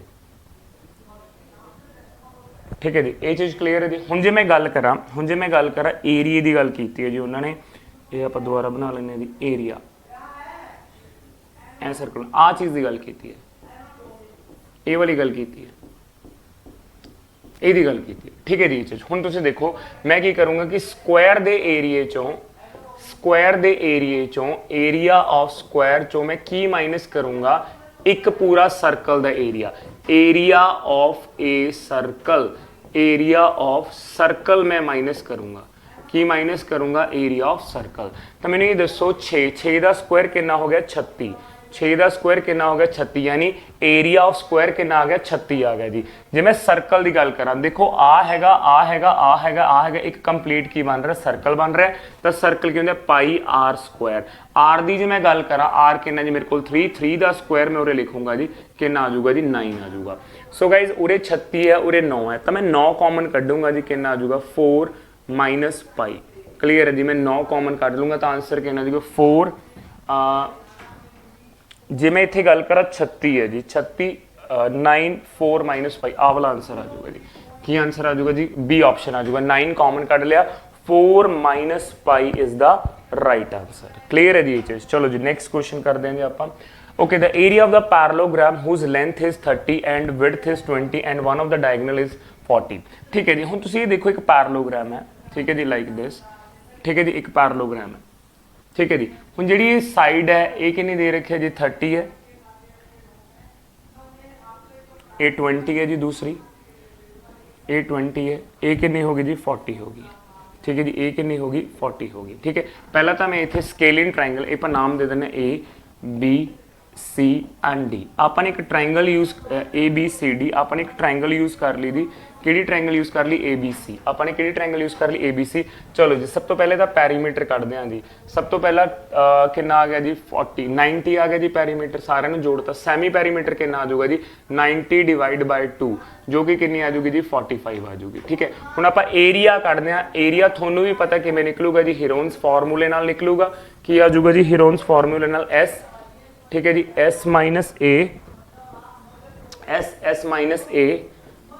ठीक है जी S minus B S minus C चलो जी मैं सीधा लिख रहा ठीक है जी मैं सीधा लिख रहा जी एस 45 है एस माइनस ए कितना होगा जी 15 एस माइनस बी 45 चो 20 गड्ढे 25 एस माइनस 40 यानी कितना आ जाऊगा जी 5 आ जाऊगा क्लीयर है जी ये चीज़ आई होप गाइस क्लीयर है जी एरिया हुण जे मैं गल करा इत्थे सीधा देखो जी तुसीं की निकलदा इत्थे प्लीज़ ध्यान नाल देखियो 45 नूं मैं तोड़ लिया 15 × 3 यानी 15 तो बाहर आ गया जी ठीक है जी 15 बाहर आ गया 3 हले भी अंदर है 25 चो 5 बाहर आ गया जी तो अंडर रूट की बचा जी 3 × 5 यानी अंदर की बचा जी रूट के अंदर बचा 15 यानी 75 की आ जाऊगा जी 15 हो गया ये क्लीयर है जी ये चीज़ ਜਿਹੜਾ 75 अंडर रूट 15 है जी वो किहदा एरिया आया वो किहदा एरिया आया जी प्लीज़ वो ਇਹਦਾ एरिया आया वो किहदा एरिया आया जी अपने कोल ਇਹਦਾ एरिया आया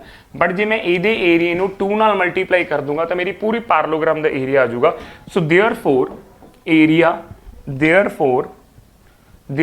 एरिया ठीक है ऑफ पैरेललोग्राम ठीक है therefore area of parallelogram A B C D कितना आ जाऊगा जी ए बी सी डी कितना आ जाऊगा जी प्लीज दोस्तों twice of area of the triangle कितना से जी 75 रूट 15 क्लियर है जी आंसर कितना आ जाऊगा जी 150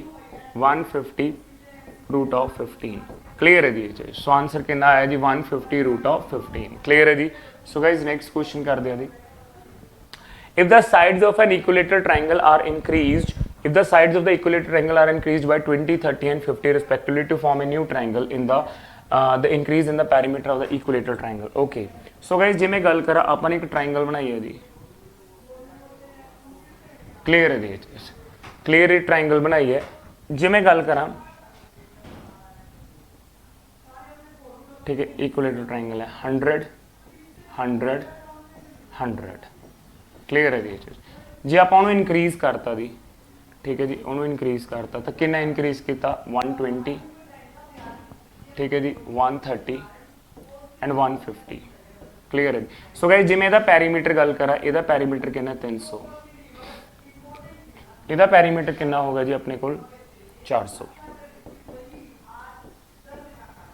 क्लियर है जी 300 तो 400 यानी 300 तो पैरीमीटर कितना हो गया जी 400 हो गया 300 तो पैरीमीटर कितना हो गया जी अपने को 400 हो गया यानी कितना इंक्रीज होया जी 100 किस तो इंक्रीज होया 300 into 100 क्लियर है जी 2 जीरोस नाल 2 जीरोस कट गया 2 जीरोस नाल 2 जीरोस कट गया कितना आ गया जी 1/3 कितना आ गया 33 1/3% 33 1/3% क्लियर है जी ये चीज आई होप गाइस क्लियर है 20% इंक्रीज बोला था 100 तो 120 हो गया 30% इंक्रीज बोला था 30 तो 130 हो गया सॉरी 100 तो 130 हो गया 50% है तो 100 तो 150 हो गया सो कितना चेंज आया जी अपने को 100 किस तो आया 300 तो ठीक है जी next a wooden box measure 20 centimetre by 12 centimetre and height हैगी जी 10 centimetre thickness of the wood okay so जे गाइज मैं गल करा कि एक्सटर्नल डायमेंशंस की गल करा जिमें एक्सटर्नल डायमेंशनस की गल करा, ठीक है जी, इत्थे आपां लिख लैंदे आ इंटरनल डायमेंशनस, इत्थे मैं गल कर लेना इंटरनल डायमेंशन की गल कर लें। जे एक्सटर्नल डायमेंशन की गल करा तो 20 है अपने को, उरे कितनी है जी 12 है, उरे कितनी है जी 20 सेंटीमीटर, इत्थे हैगा जी 12 सेंटीमीटर और उरे कितना हैगा जी 10 सेंटीमीटर। जे मैं इंटरनल की गल करा तो मैं -2 करूँगा जी, -2 क्यों करूँगा, दोनों पासे होगा ना, जो इधरों मैं थिकनेस दे रहा तो इधरों भी दूंगा, जो इधरों 1 है तो इधरों ही 1 है तो कितना आ जाऊगा जी 2 आ जाऊगा। सो गाइज की आ जाऊगा जी दिस 18 हो जाऊगा, उरे कितना हो जाऊगा जी 10 हो जाऊगा, ओके, उरे कितना हो जाऊगा जी 8 हो जाऊगा। एवरीबॉडी क्लीयर है जी ये चीज़। सो गाइज ये चीज़ क्लीयर है जी। हाँ जे थोड़ा बाला लगता है तुम लिख भी सकते हो LBH, ठीक है जी LBH। सिमिलरली इधर LBH, क्लीयर है जी। हुण देखो इंटरनल डायमेंशनस ने एक्सटर्नल डायमेंशनस ने इंटरनल डायमेंशनस ने, राइट। हुण आपां इन्हां दा कड्डांगे जी वॉल्यूम, आपां इन्हां दा की कड्डांगे जी वॉल्यूम। सो गाइज एक्सटर्नल दा डायमेंशनस दा वॉल्यूम कितना आ जाऊगा जी, प्लीज चेक करो कितना आ जाऊगा 20 × 12 इंटू की है 10 है, क्योंकि L × B × H होंदा है, L × B × H होंदा है, तो 12 ਨੂੰ 2 ਨਾਲ ਕੀਤਾ ਕਿੰਨਾ ਆ ਗਿਆ ਜੀ 24, 2 ਜ਼ੀਰੋਜ਼ ਨੇ ਆ ਗਿਆ ਜੀ 2400 ਕੀ ਆ ਜਾਊਗਾ ਜੀ ਸੈਂਟੀਮੀਟਰ ਕਿਊਬ ਆ ਗਿਆ। ਜਿਹੜਾ ਇੰਟਰਨਲ ਹੈ ਉਹਦਾ ਵੋਲਿਊਮ ਇਹ ਹੈਗਾ ਜੀ ਐਕਸਟਰਨਲ ਵੋਲਿਊਮ ਹੈ, ਇੰਟਰਨਲ ਵੋਲਿਊਮ ਕਿੰਨਾ ਆ ਜਾਊਗਾ ਜੀ ਉਹ ਚੈੱਕ ਕਰਦੇ ਆਂ ਜੀ। इंटरनल वॉल्यूम कितना आ जाऊगा जी 18, ठीक है जी 18 8 144, पीछे एक जीरो लगा देंगे जी 144, पीछे एक लगा देंगे आप जीरो लगा देंगे, ठीक है जी। कितना मैंने ये दसो हुण एक चीज़ दसो, इंटरनल वॉल्यूम आपको पता लग गया, एक्सटर्नल वॉल्यूम पता लग गया, ठीक है जी। सो मैंने ये दसो चेंज कितना है। सो 960 जिहड़ा हैगा सेंटीमीटर क्यूब वो चेंज है, तो थोनू नहीं लगता कि जिहड़ा वो वॉल्यूम होगा कादा वॉल्यूम होगा, वॉल्यूम ऑफ वुड, जिहड़ा वुड दा वॉल्यूम है, वुड दा जिहड़ा वॉल्यूम है, वॉल्यूम ऑफ वुड हैगा जी जिहड़ा वो की आ जाऊगा कि जिहड़ा लक्कड़ दा वॉल्यूम है जी कल्ली, ठीक है, वो कितना जी 960 है। कितना आंसर आ जाऊगा 960 आ जाऊगा। आई होप गाइस क्लियर है जी। नेक्स्ट क्वेश्चन करते हैं जी आपां। 2 circle touch each other externally, okay जी, 2 सर्कल्स टच ईच अदर, ठीक है जी एक्सटर्नली, क्लियर है जी। जस्ट एक मिनट जी,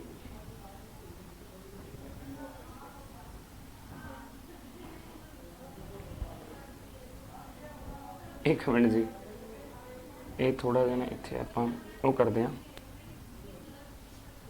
लाइक दिस, ठीक है जी। 2 circle touch externally each other, ठीक है जी ये चीज़। सो गाइज इत्थे मैं एक बार दोबारा बना रहा एवें, चलो जी ये क्लीयर है जी।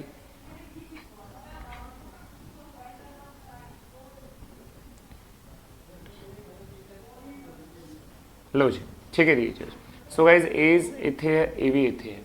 उन्होंने की लिखा है एक्सटर्नली टच हो गए, the distance between their centre is 7, जिहड़ा उन्होंने डिस्टेंस है सेंटर च की है जी वो 7 है, आ सी 7 है, ठीक है जी ये चीज़ 7। If the radius of the one circle is 4, if the radius of the one circle is 4।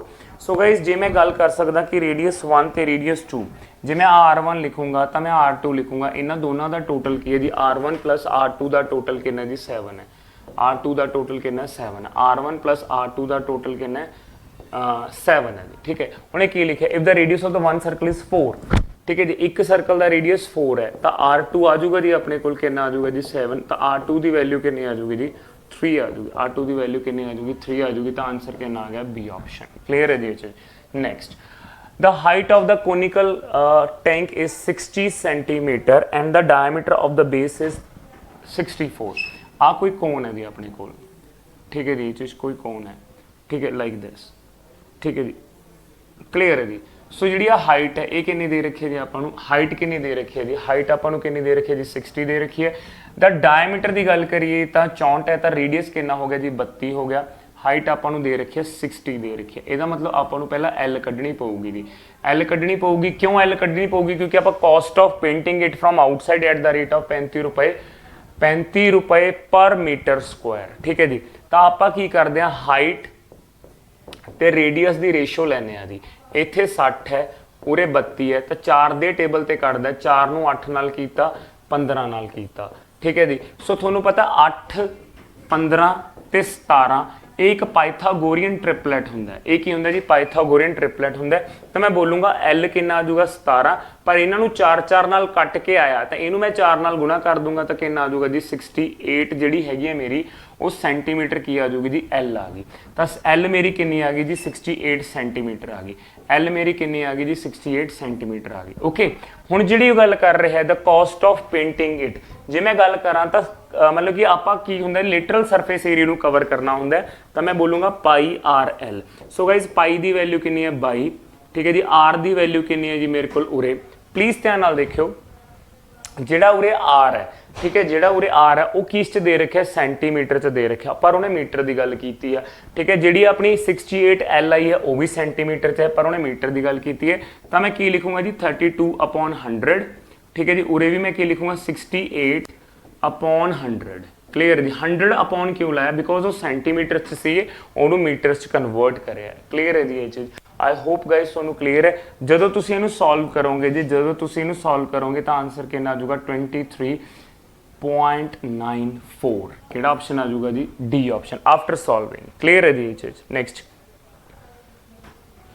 a hollow cylinder tube 20 centimeter long is made up of iron and its external diameter are 8 and 6. The volume of the iron used in making the tube. ਹੁਣ ਮੈਨੂੰ ਇੱਕ ਗੱਲ ਦਾ ਜਵਾਬ ਦਿਓ कि ये hollow cylinder tube है 20 centimeter long है is made up of iron and its external and internal diameters are this and this. ठीक है जी ओके जी डायमीटर्स ने जी ठीक है एक्सटर्नल ਤੇ ਇੰਟਰਨਲ ਡਾਇਮੀਟਰ ਨੇ ਤਾਂ ਰੇਡੀਅਸ ਕਿੰਨੇ ਹੋ ਜਾਣਗੇ 4 ਤੇ 3 ਹੋ ਜਾਣਗੇ the volume of the iron used in the tube so ਮੈਂ ਸਿੱਧਾ ਲਿਖਣਾ ਹੈ ਜੀ ਠੀਕ ਹੈ ਜੀ ਮੈਂ ਸਿੱਧਾ ਲਿਖਣਾ ਹੈ ਕਿ ਜਿਹੜਾ ਵੋਲਿਊਮ ਆਫ ਆਇਰਨ ਹੈ ਜਿਵੇਂ ਆਪਾਂ ਨੇ ਹੁਣੇ ਥੋੜੀ ਦੇਰ ਪਹਿਲਾਂ ਵੋਲਿਊਮ ਆਫ ਵੁੱਡ ਕੱਢਿਆ ਸੀ ਉਹੀ ਚੀਜ਼ ਹੈ ਜੀ ਜੇ ਮੈਂ ਵੋਲਿਊਮ ਆਫ ਆਇਰਨ ਲਿਖੂੰਗਾ ਤਾਂ ਮੈਂ ਕੀ ਲਿਖੂੰਗਾ ਤੁਸੀਂ ਆਪ ਦੱਸੋ ਜਿਵੇਂ ਮੈंने ਕੀ ਕੀਤਾ ਸੀ ਉਹਦੇ ਡਾਇਮੈਂਸ਼ਨ ਚੋਂ ਮਾਈਨਸ ਕਰਕੇ ਵੋਲਿਊਮ ਆਫ ਵੁੱਡ ਕੱਢਿਆ ਸੀ ਸਿਮਿਲਰਲੀ ਹੁਣ ਆਪਣੇ ਵੋਲਿਊਮ ਆਫ ਆਇਰਨ ਕੀ ਲਿਖਿਆ ਯੂਜ਼ਡ ਇਨ ਮੇਕਿੰਗ ਦਾ ट्यूब ਹੁਣ ਮੈਂ ਕੀ ਕਰੂੰਗਾ ਜੀ ਦੋਨਾਂ ਦੇ ਵੋਲਿਊਮ ਨੂੰ ਕੀ ਕਰ ਲੂੰਗਾ ਜੀ ਮਾਈਨਸ ਕਰ ਲੂੰਗਾ ਵੱਡੇ ਦਾ ਵੋਲਿਊਮ ਕੀ ਹੋ ਗਿਆ ਪਾਈ r ਸਕੁਆਇਰ h ਛੋਟੇ ਦਾ ਵੋਲਿਊਮ ਕੀ ਹੋ ਗਿਆ ਪਾਈ r ਸਕੁਆਇਰ h ਹੋ ਗਿਆ ठीक है जी सो गाइज एक चीज़ देखियो ਇਹਦੀ ਚ ਜਿਹੜੀ ਪਾਈ ਆ ਉਹ ਕਾਮਨ ਆ ਗਈ ਜੀ ਪਾਈ ਕੀ ਹੈ ਜੀ ਉਹ ਚੀਜ਼ ਕਾਮਨ ਆ ਗਈ ਠੀਕ ਹੈ ਹਾਈਟ ਜਿਹੜੀ ਮੈਨੂੰ ਦੇ ਰੱਖੀ ਹੈ ਜੋ ਕਿੰਨੀ ਦੇ ਰੱਖੀ ਹੈ 20 ਦੇ ਰੱਖੀ ਹੈ ਸੋ गाइज ਉਰੇ ਕੀ ਆ ਗਿਆ ਜੀ r ਸਕੁਆਇਰ ਦੇਖੋ ਇੱਥੇ ਲਿਖਿਆ ਹੋਇਆ ਜੀ r Square minus r Square can I right r plus r minus r यानी a square minus b square का मैंने फॉर्मूला ला लिया जी a square minus b square कहता है a plus b a minus b जे तुसी देखो जी आ मेरा डायमीटर 8 है जी आ मेरा डायमीटर 6 है तो वो 4 ते 3 हो जाऊगा तो मैं इत्थे की लिखूंगा जी 4 प्लस 3 ठीक है जी 4 माइनस 3 4 प्लस 3 ठीक है जी 4 प्लस 3 4 माइनस 3 ठीक है जी ये चीज़ क्लियर आ कट के आ गया जी कितना हो गया 1 आ गया जी सो कितना आ गया जी 440 कितना आ गया जी 440 आई होप गाइस क्लियर है जी कितना आंसर आ गया 440 नेक्स्ट आ दो जी अपने को कहता two solid right cones of equal height with the radii r1 and r2 are melted and made a form of solid sphere of radius r okay then the height of the cone is ठीक है जी अपने कोल दो volumes ने जी ठीक है जिन्हां दा radius हैगा r1 ते r2 ते ओनू अपने मेल्ट करके एक की बनाउणा जी स्फीयर बनाउणा है तां मैं की बोलूंगा जी volume of cone 1 plus volume of cone 2 किदा वॉल्यूम बनूगा जी वॉल्यूम ऑफ स्फीयर ठीक है जी किदा वॉल्यूम बनूगा जी वॉल्यूम ऑफ स्फीयर ठीक है जी जी मैं गल करा 1/3 पाई ठीक है जी 1/3 पाई r1 दा स्क्वायर ठीक है जी h 1/3 पाई r2 दा स्क्वायर ठीक है जी h ठीक है जी इज इक्वल टू जी मैं गल करा 4/3 पाई r क्यूब 4/3 पाई r क्यूब ये क्लियर है जी ये चीज प्लीज चेक करो r1 ਦਾ ਸਕੁਆਇਰ r2 ਦਾ ਸਕੁਆਇਰ ਅੱਛਾ ਆਪਾਂ ਨੂੰ ਸਮਾਲ ਚ ਗਿਵਨ ਨੇ ਜੀ ਉਹ ਤਾਂ ਜੇ ਸਮਾਲ ਚ ਗਿਵਨ ਹੈ ਤਾਂ ਆਪਾਂ ਸਮਾਲ ਚ ਹੀ ਲਿਖਾਂਗੇ ਜੀ ਠੀਕ ਹੈ ਜੀ ਤਾਂ r1 ਦਾ ਸਕੁਆਇਰ r2 ਦਾ ਸਕੁਆਇਰ ਕਲੀਅਰ ਹੈ ਜੀ r1 ਦਾ ਸਕੁਆਇਰ r2 ਦਾ ਸਕੁਆਇਰ ਸੋ ਗਾਇਜ਼ ਹੁਣ ਤੁਸੀਂ ਮੈਨੂੰ ਇਹ ਦੱਸੋ ਕਿ 1/3 ਪਾਈ ਦੋਨਾਂ ਚ ਕਾਮਨ ਹੈ h ਵੀ ਦੋਨਾਂ ਚ ਕਾਮਨ ਹੈ ਤਾਂ ਮੈਂ ਬਾਹਰ ਕੱਢ ਰਿਹਾ 1/3 ਪਾਈ h ਇਹ ਆਪਾਂ ਨੇ ਬਾਹਰ ਹੈ ਜੀ ਇੱਥੇ ਕੀ ਆ ਜਾਊਗਾ ਜੀ r1 ਦਾ ਸਕੁਆਇਰ ਪਲੱਸ r2 ਦਾ ਸਕੁਆਇਰ ਕਲੀਅਰ ਹੈ ਜੀ ਇਹ ਚੀਜ਼ किदे बराबर है जी उत्थे 4/3 पाई r क्यूब दे तो मैंने ये दसो 1 पाई नाल की कट गया जी पाई कट गया 3 नाल की कट गया 3 नाल कट गया जी h की जी वैल्यू है ठीक है जी h की जी वैल्यू वो की आ जाऊगी जी h ਦੀ ਵੈਲਿਊ ਕੀ ਆਊਗੀ ਪਲੀਜ਼ ਧਿਆਨ ਨਾਲ ਦੇਖੋ 4r क्यूब आ जाऊगी जी एक तो ठीक है नीचे की आ जाऊगा जी 4r क्यूब की आ जाऊगा r1 का स्क्वायर प्लस r2 का स्क्वायर r1 का स्क्वायर r2 का स्क्वायर तक ऑप्शन की आ गया जी सी आ गया। चलो जी नेक्स्ट क्वेश्चन करते हैं each edge of the regular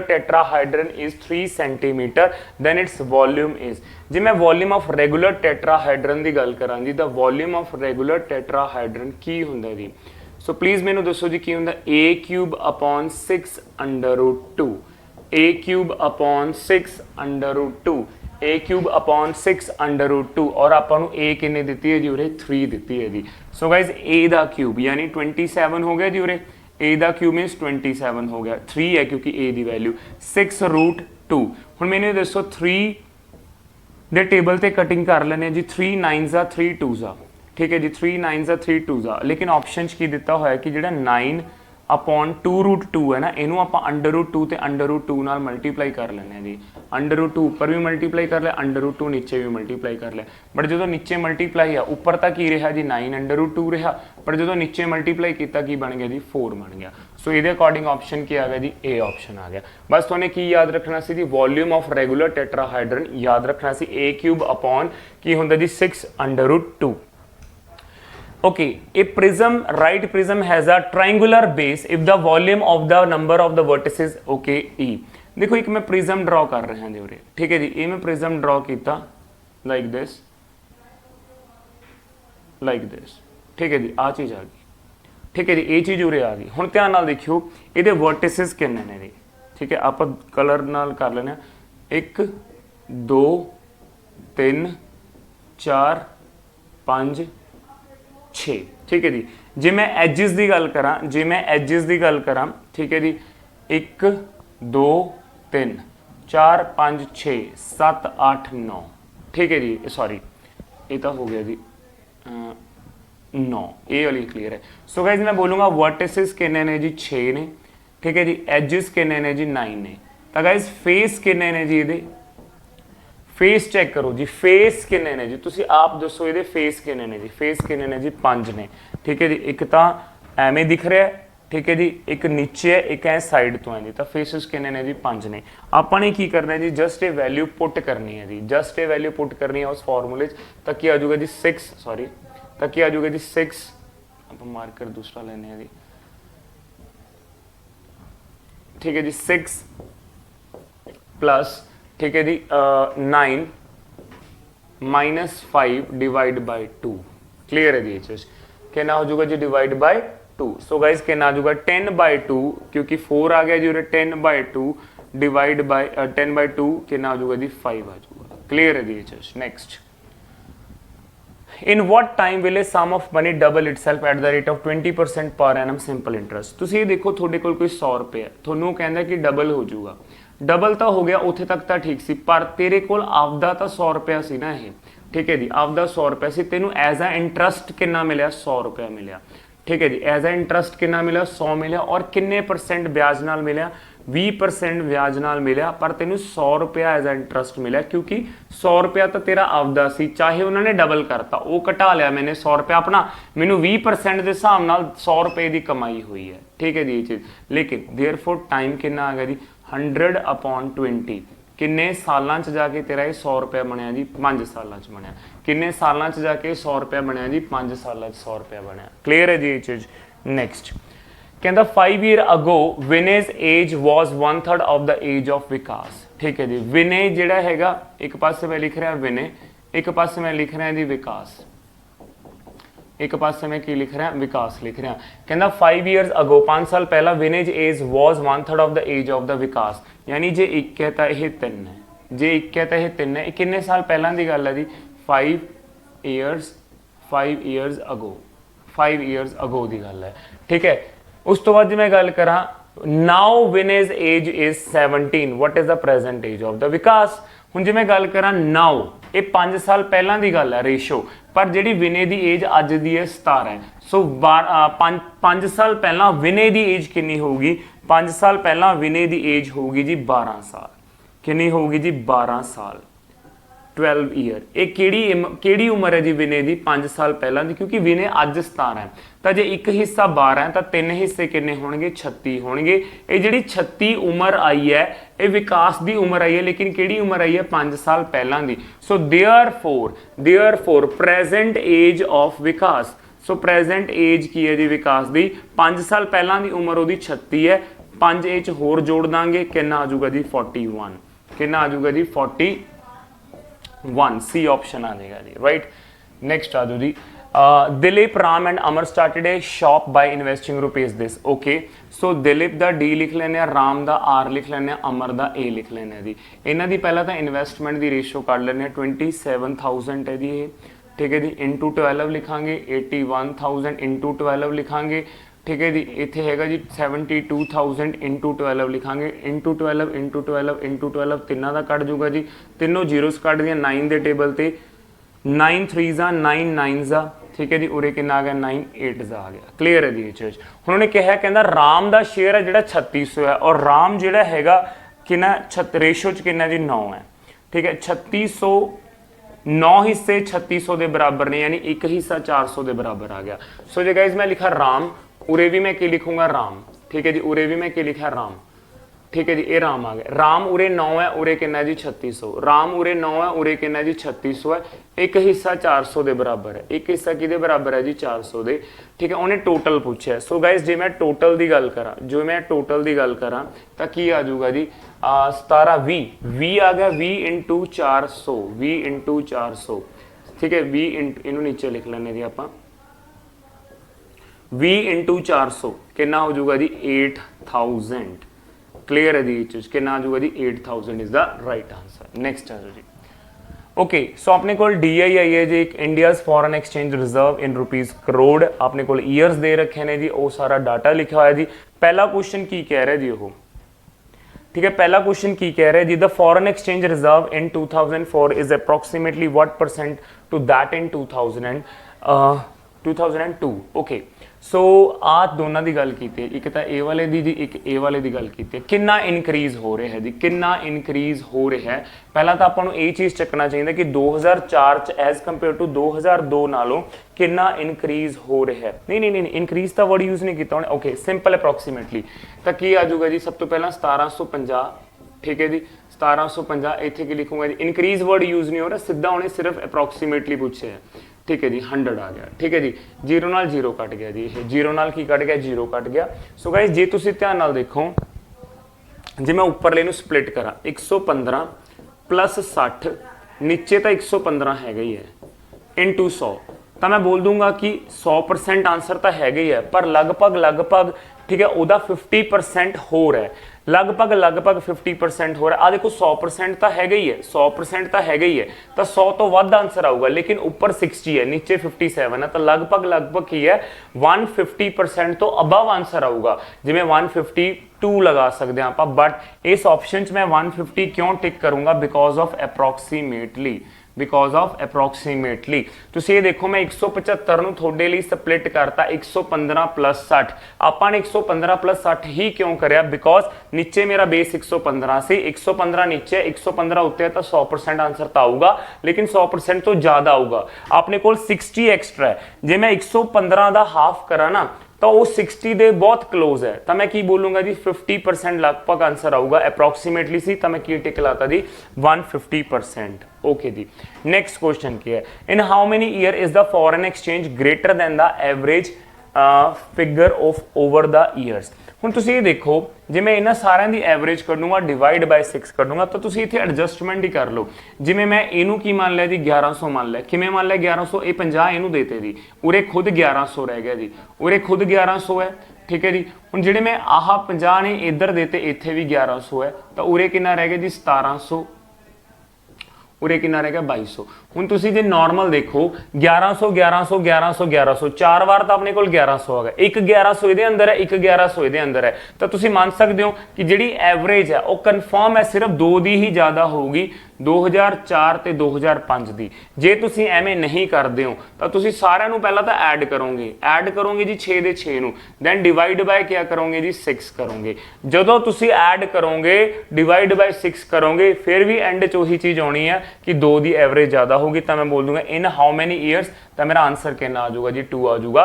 it's better ਕਿ ਇੱਥੇ ਐਂ ਕਰ ਲਓ, ਮੈਨੇਜ ਕਰ ਲਓ। ਇਹ 50 ਇਹਨੂੰ ਦੇਤਾ, ਇੱਥੇ 1100 ਹੋ ਗਿਆ, ਉਰੇ 1100 ਹੋ ਗਿਆ, ਉਰੇ 1100 ਹੋ ਗਿਆ, ਇਹ 50 ਇਹਨੂੰ ਦਿੱਤਾ, ਉਰੇ 1100 ਹੋ ਗਿਆ, ਤਾਂ ਇੱਥੇ 1700 ਉਰੇ 2200 ਹੈ। ਜੇ ਮੈਂ ਹਜ਼ਾਰ ਵੀ ਸੋਚਾਂ ਤਾਂ ਦੋ ਹੀ ਜਾਣੇ ਨੇ ਜਿਨ੍ਹਾਂ ਦੇ ਜੇ ਮੈਂ 1100 ਵੀ ਸੋਚਾਂ ਤਾਂ ਦੋ ਹੀ ਚੀਜ਼ਾਂ ਨੇ ਜਿਨ੍ਹਾਂ ਦੀ 1100 ਤੋਂ ਜ਼ਿਆਦਾ, ਉਹ ਕਿਹੜੇ 2004 ਤੇ 2005। नेक्स्ट देखिए जी आप, the increase in the foreign exchange was approximately approximately 10% of that in the previous year. पहली गल तो उरे डिक्रीज हो रहा है जी, फिर उरे डिक्रीज हो रहा है, यानी अपने को 3 ही ने, या तो आ होगा या आ होगा या आ होगा, पर उन्हें अप्रोक्सीमेटली 10% किया है। जे मैं देखा कि 1050 तो कितना हो गया जी 1150 हो गया, तो कितना इंक्रीज होया, तो कितना इंक्रीज होया, सिर्फ 100 इंक्रीज होया। कितना इंक्रीज हो, 100 इंक्रीज हो। जे मैं इहदी गल करा तो इहदा जे मैं 10% करा तो इहदा 10% कितना आ जाऊगा जी 105 आ जाऊगा। कितना आ जाऊगा जी 105, और इंक्रीज कितना होया, सिर्फ 100 का इंक्रीज होया, तो 100 जिहड़ा हैगा लगभग 10% ਦੇ क्लोज है, क्योंकि 10% 105 है और 100 का इंक्रीमेंट होया। उन्हें की कहा, पढ़ो क्वेश्चन ਨੂੰ क्या ना, the increase in the foreign exchange was approximately 10% to that in the previous year. कहना as compare to previous year the comparative कितना कि इंक्रीज होया, वो अप्रोक्सीमेटली 10% होना चाहिए। सो आंसर कितना आ गया जी उरे, सॉरी आंसर कितना आ जाऊगा, एक मिनट जब पीछे चलते हैं, 2002 आंसर कितना आ जाऊगा जी 2002 कितना आ जाऊगा जी D option. I hope guys clear है जी। नैक्सट क्वेश्चन करते हैं जी आप, की कह रहे जी नैक्सट क्वेश्चन, कहता in which year is the percentage increase in the foreign exchange over the previous year the maximum. सब तो ज़्यादा मैक्सिमम थोनू सारे नू दिख रही है जी 2004 च हुई है, तो आप सीधा 2004 नू टिक करांगे, अगे चले जावांगे। क्लियर है जी ये चीज़। नैक्सट जे मैं गल करा what is approximate percentage decline in the foreign exchange इन 2006।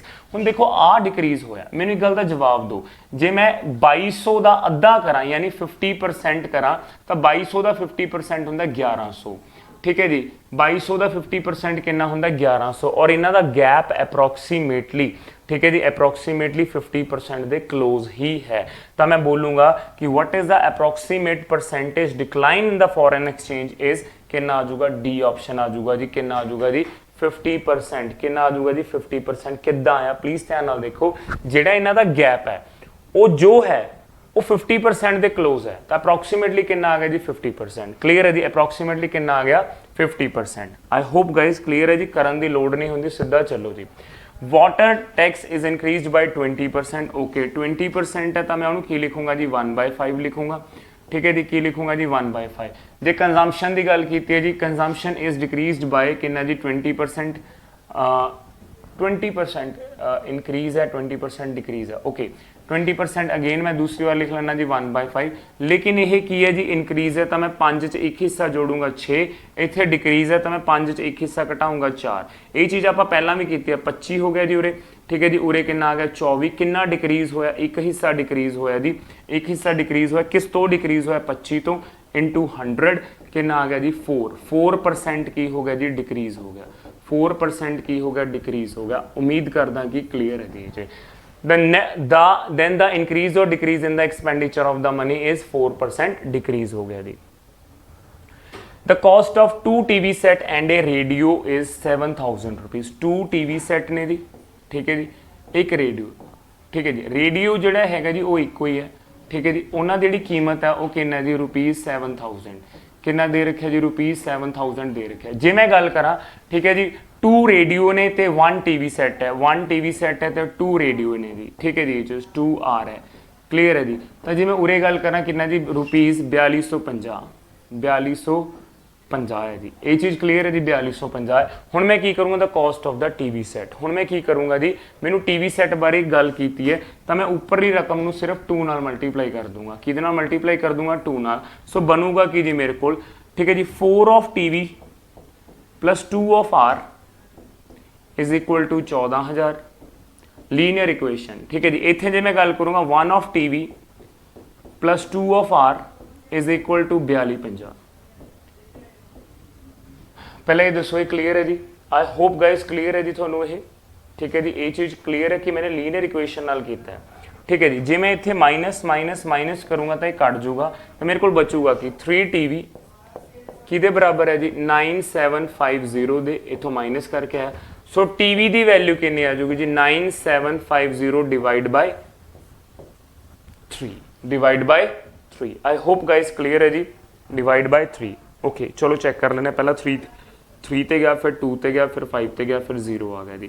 सो एक टीवी की जी कीमत है वह कितनी आ गई जी 3250। 3250 ऑप्शन च नहीं है तो मैं की लगाऊंगा नन ऑफ दीज। क्लियर है जी? Next question, a bag contain 25 paisa, 10 paisa and 5 paisa coin in the ratio 1:2:3 if their total value is 30। okay, सब तो पहला 25 ਨੂੰ ਆਪਾਂ 1 ਨਾਲ ਮਲਟੀਪਲਾਈ ਕਰਾਂਗੇ ਜੀ, ਕਿਉਂਕਿ ਇਹ ਰੇਸ਼ੋ ਹੈ 1x ਹੈ, ਠੀਕ ਹੈ ਜੀ, 2x ਹੈ, ਇਹ 3x ਹੈ। ਕਲੀਅਰ ਹੈ ਜੀ? ਇਹ ਰੇਸ਼ੋ ਹੈ, ਐਗਜ਼ੈਕਟ ਨਹੀਂ ਹੈਗਾ, ਠੀਕ ਹੈ, ਦਾ ਰੇਸ਼ੋ, ਠੀਕ ਹੈ ਜੀ, ਰੇਸ਼ੋ ਹੈ। ਹੁਣ ਮੈਂ 25 ਨੂੰ 1 ਨਾਲ ਕੀਤਾ ਤਾਂ ਕਿੰਨਾ ਆ ਜਾਊਗਾ ਜੀ 25x ਪਲੱਸ, ठीक है, 10 ਨੂੰ 2 ਨਾਲ ਕੀਤਾ ਤਾਂ ਯਾਨੀ 2x ਨਾਲ ਕੀਤਾ ਤਾਂ 20x ਆ ਜਾਊਗਾ ਜੀ। ਓਕੇ ਪਲੱਸ ਇਹਨੂੰ ਇਹਦੇ ਨਾਲ ਕੀਤਾ ਤਾਂ ਕਿੰਨਾ ਆ ਜਾਊਗਾ ਜੀ 15x ਆ ਜਾਊਗਾ। ਇਜ਼ ਇਕੁਅਲ ਟੂ ਕਿੰਨਾ ਆ ਜਾਊਗਾ ਜੀ 30 ਰੁਪੀਜ਼, ਯਾਨੀ 30 × 100 ਪੈਸਾ ਆ ਜਾਊਗਾ।